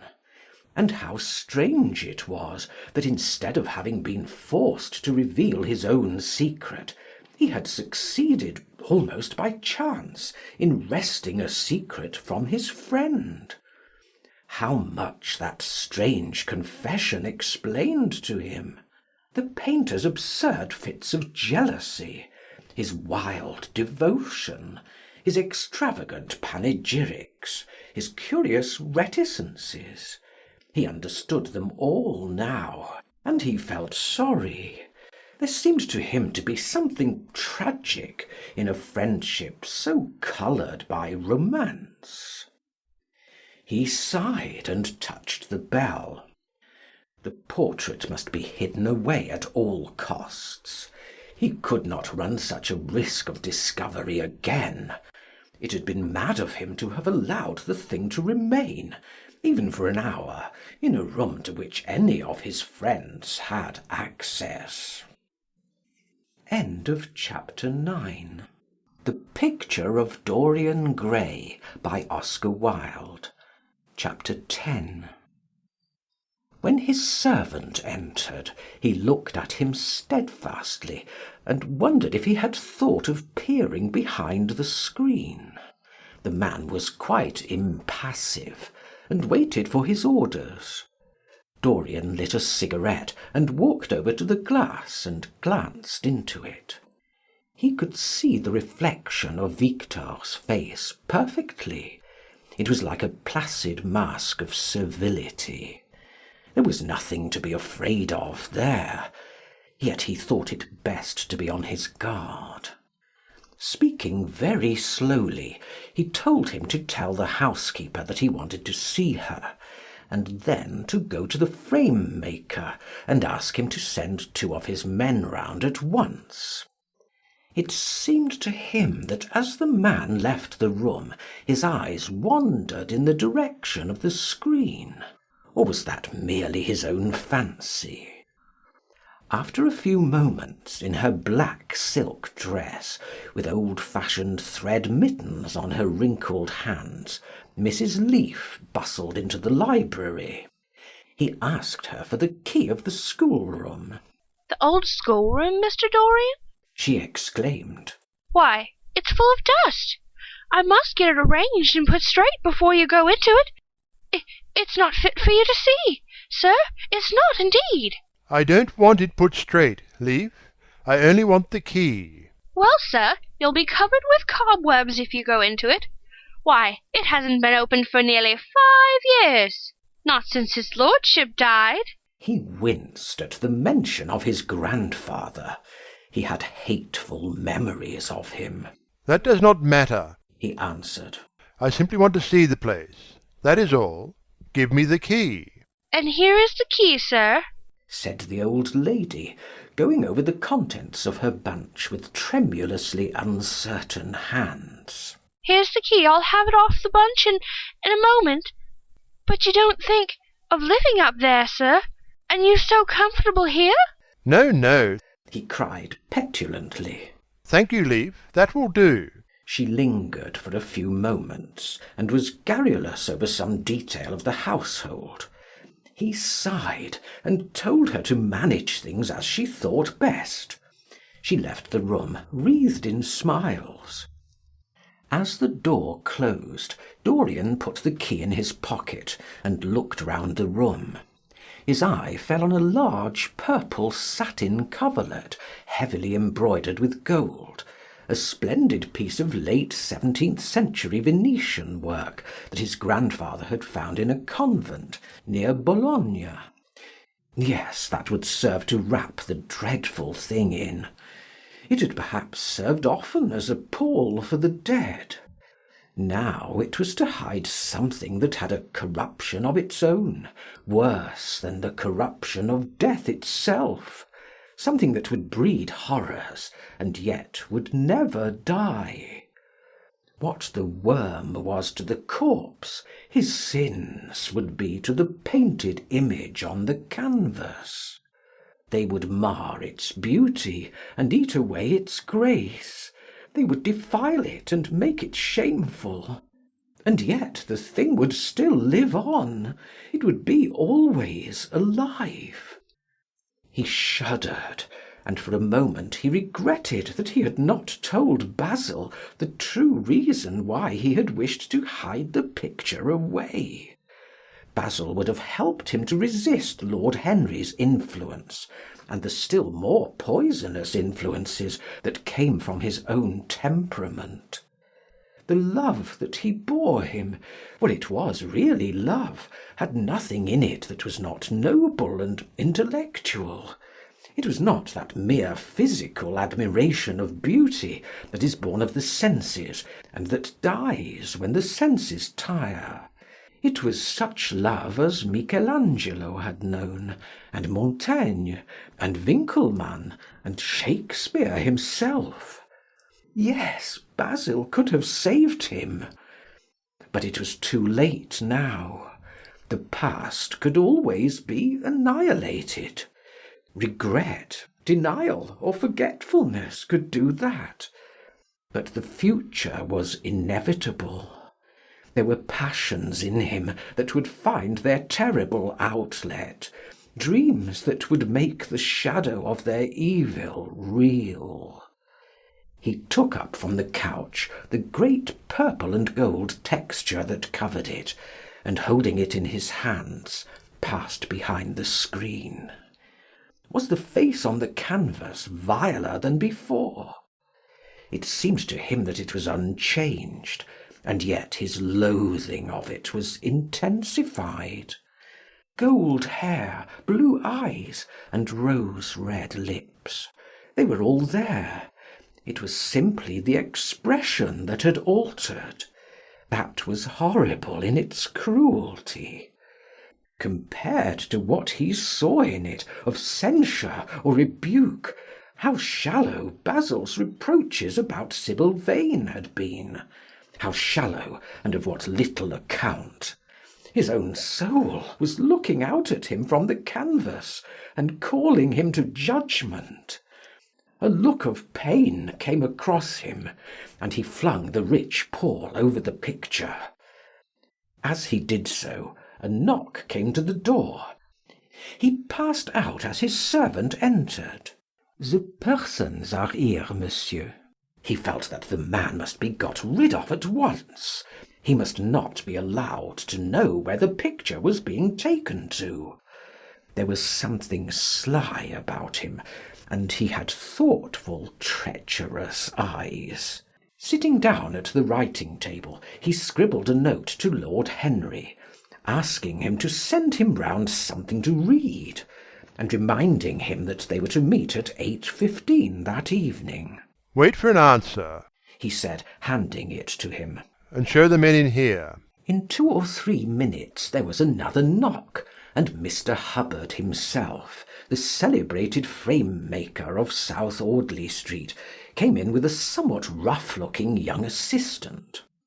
Mr. Hubbard was a florid, red-whiskered little man, whose admiration for art was considerably tempered by the inveterate impecuniosity of most of the artists who dealt with him.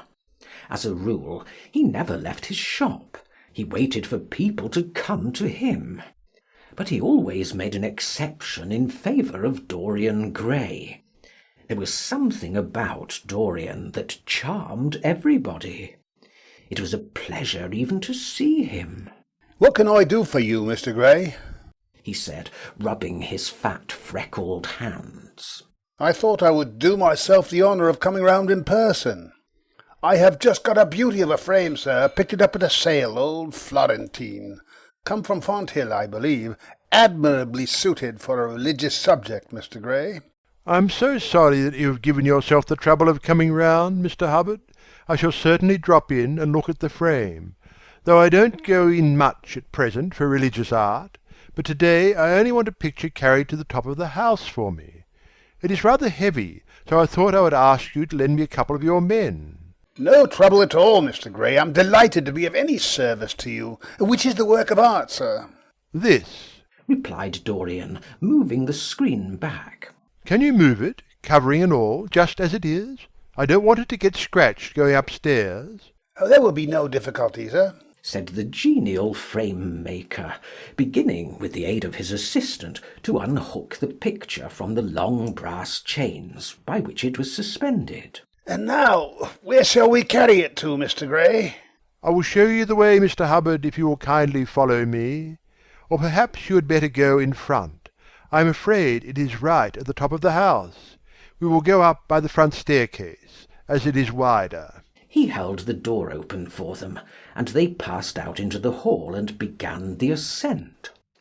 The elaborate character of the frame had made the picture extremely bulky, and now and then, in spite of the obsequious protests of Mr. Hubbard, who had the true tradesman's spirited dislike of seeing a gentleman doing anything useful, Dorian put his hand to it so as to help them. Something of a load to carry, sir, gasped the little man when they reached the top landing, and he wiped his shiny forehead. I'm afraid it is rather heavy, murmured Dorian, as he unlocked the door that opened into the room that was to keep for him the curious secret of his life, and hide his soul from the eyes of men. He had not entered the place for more than 4 years, not indeed since he had used it first as a playroom when he was a child, and then as a study when he grew somewhat older. It was a large, well-proportioned room, which had been specially built by the last Lord Kelso for the use of the little grandson, whom, for his strange likeness to his mother, and also for other reasons, he had always hated and desired to keep at a distance. It appeared to Dorian to have but little changed. There was the huge Italian cassone, with its fantastically painted panels and its tarnished gilt mouldings, in which he had so often hidden himself as a boy. There the satin-wood bookcase, filled with his dog-eared school-books. On the wall behind it was hanging the same ragged Flemish tapestry, where a faded king and queen were playing chess in a garden, while a company of hawkers rode by, carrying hooded birds on their gauntleted wrists. How well he remembered it all! Every moment of his lonely childhood came back to him as he looked round. He recalled the stainless purity of his boyish life, and it seemed horrible to him that it was here the fatal portrait was to be hidden away. How little he had thought, in those dead days, of all that was in store for him.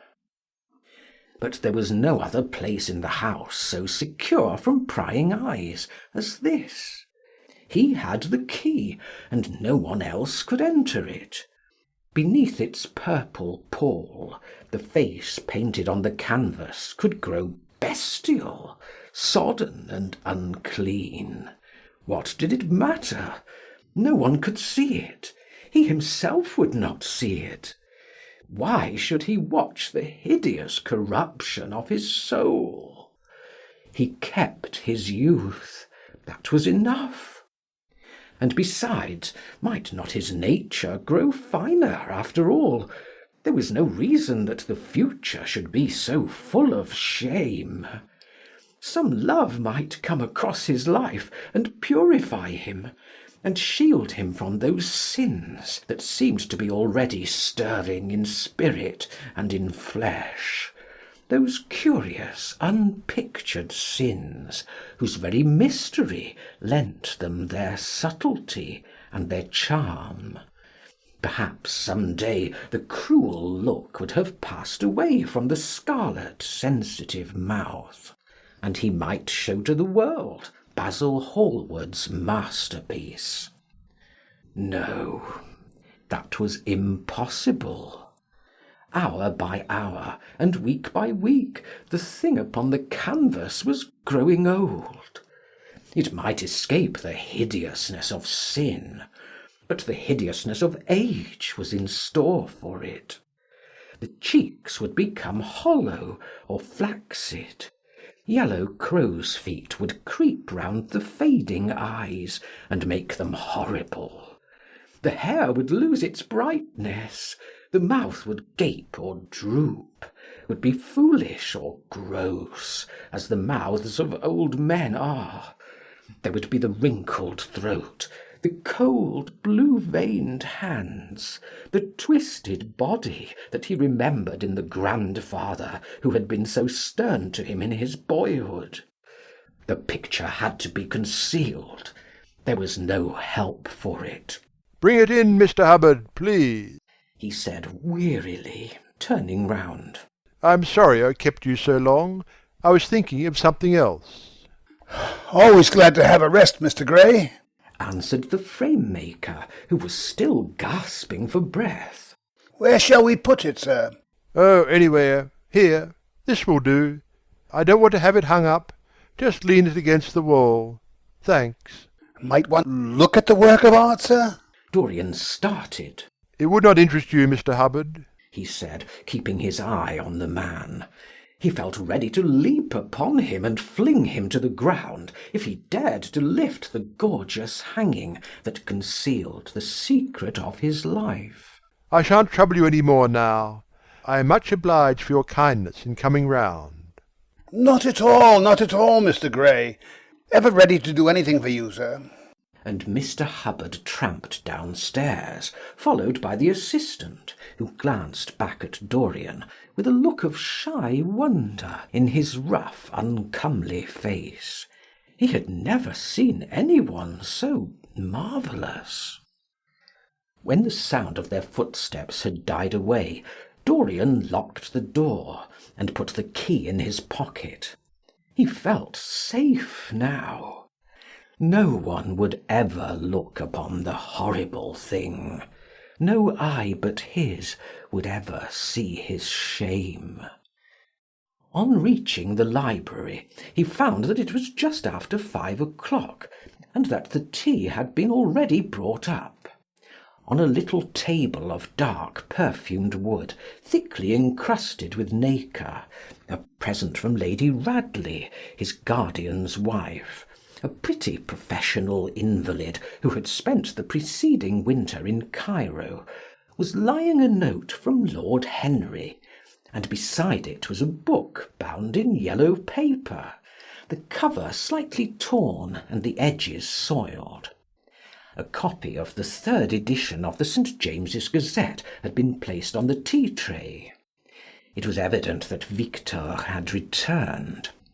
He wondered if he had met the men in the hall as they were leaving the house, and had wormed out of them what they had been doing. He would be sure to miss the picture, had no doubt missed it already while he had been laying the tea-things. The screen had not been set back, and a blank space was visible on the wall. Perhaps some night he might find him creeping upstairs and trying to force the door of the room. It was a horrible thing to have a spy in one's house. He had heard of rich men who had been blackmailed all their lives by some servant who had read a letter, or overheard a conversation, or picked up a card with an address, or found beneath a pillow a withered flower, or a shred of crumpled lace. He sighed, and having poured himself out some tea, opened Lord Henry's note. It was simply to say that he sent him round the evening paper and a book that might interest him, and that he would be at the club at 8:15. He opened the St. James's languidly and looked through it. A red pencil mark on the 5th page caught his eye. It drew attention to the following paragraph: Inquest on an actress.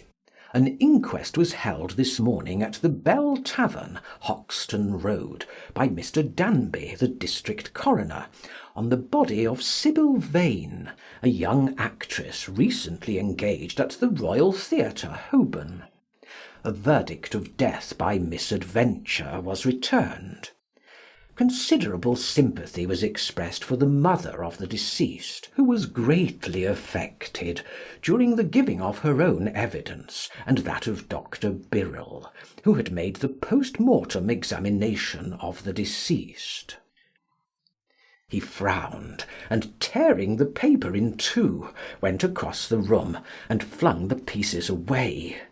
How ugly it all was! And how horribly real ugliness made things! He felt a little annoyed with Lord Henry for having sent him the report, and it was certainly stupid of him to have marked it with red pencil. Victor might have read it. The man knew more than enough English for that. Perhaps he had read it and had begun to suspect something. And yet, what did it matter? What had Dorian Gray to do with Sybil Vane's death? There was nothing to fear. Dorian Gray had not killed her. His eye fell on the yellow book that Lord Henry had sent him. What was it, he wondered? He went towards the little pearl-coloured octagonal stand that had always looked to him like the work of some strange Egyptian bees that wrought in silver, and taking up the volume, flung himself into an arm-chair and began to turn over the leaves. After a few minutes he became absorbed. It was the strangest book that he had ever read. It seemed to him that in exquisite raiment, and to the delicate sound of flutes, the sins of the world were passing in dumb show before him. Things that he had dimly dreamed of were suddenly made real to him. Things of which he had never dreamed were gradually revealed. It was a novel without a plot, and with only one character, being indeed simply a psychological study of a certain young Parisian who spent his life trying to realise in the 19th century all the passions and modes of thought that belonged to every century except his own, and to sum up, as it were, in himself the various moods through which the world spirit had ever passed, loving for their mere artificiality those renunciations that men have unwisely called virtue, as much as those natural rebellions that wise men still call sin. The style in which it was written was that curious jewelled style, vivid and obscure at once, full of argot and of archaisms, of technical expressions and of elaborate paraphrases, that characterises the work of some of the finest artists of the French school of symboliste. There were in it metaphors as monstrous as orchids, and as subtle in colour. The life of the senses was described in the terms of mystical philosophy. One hardly knew at times whether one was reading the spiritual ecstasies of some mediaeval saint, or the morbid confessions of a modern sinner. It was a poisonous book. The heavy odour of incense seemed to cling about its pages and to trouble the brain. The mere cadence of the sentences, the subtle monotony of their music, so full as it was of complex refrains and movements elaborately repeated, produced in the mind of the lad, as he passed from chapter to chapter, a form of reverie, a malady of dreaming, that made him unconscious of the falling day and creeping shadows. Cloudless, and pierced by one solitary star, a copper-green sky gleamed through the windows. He read on by its one light, till he could read no more.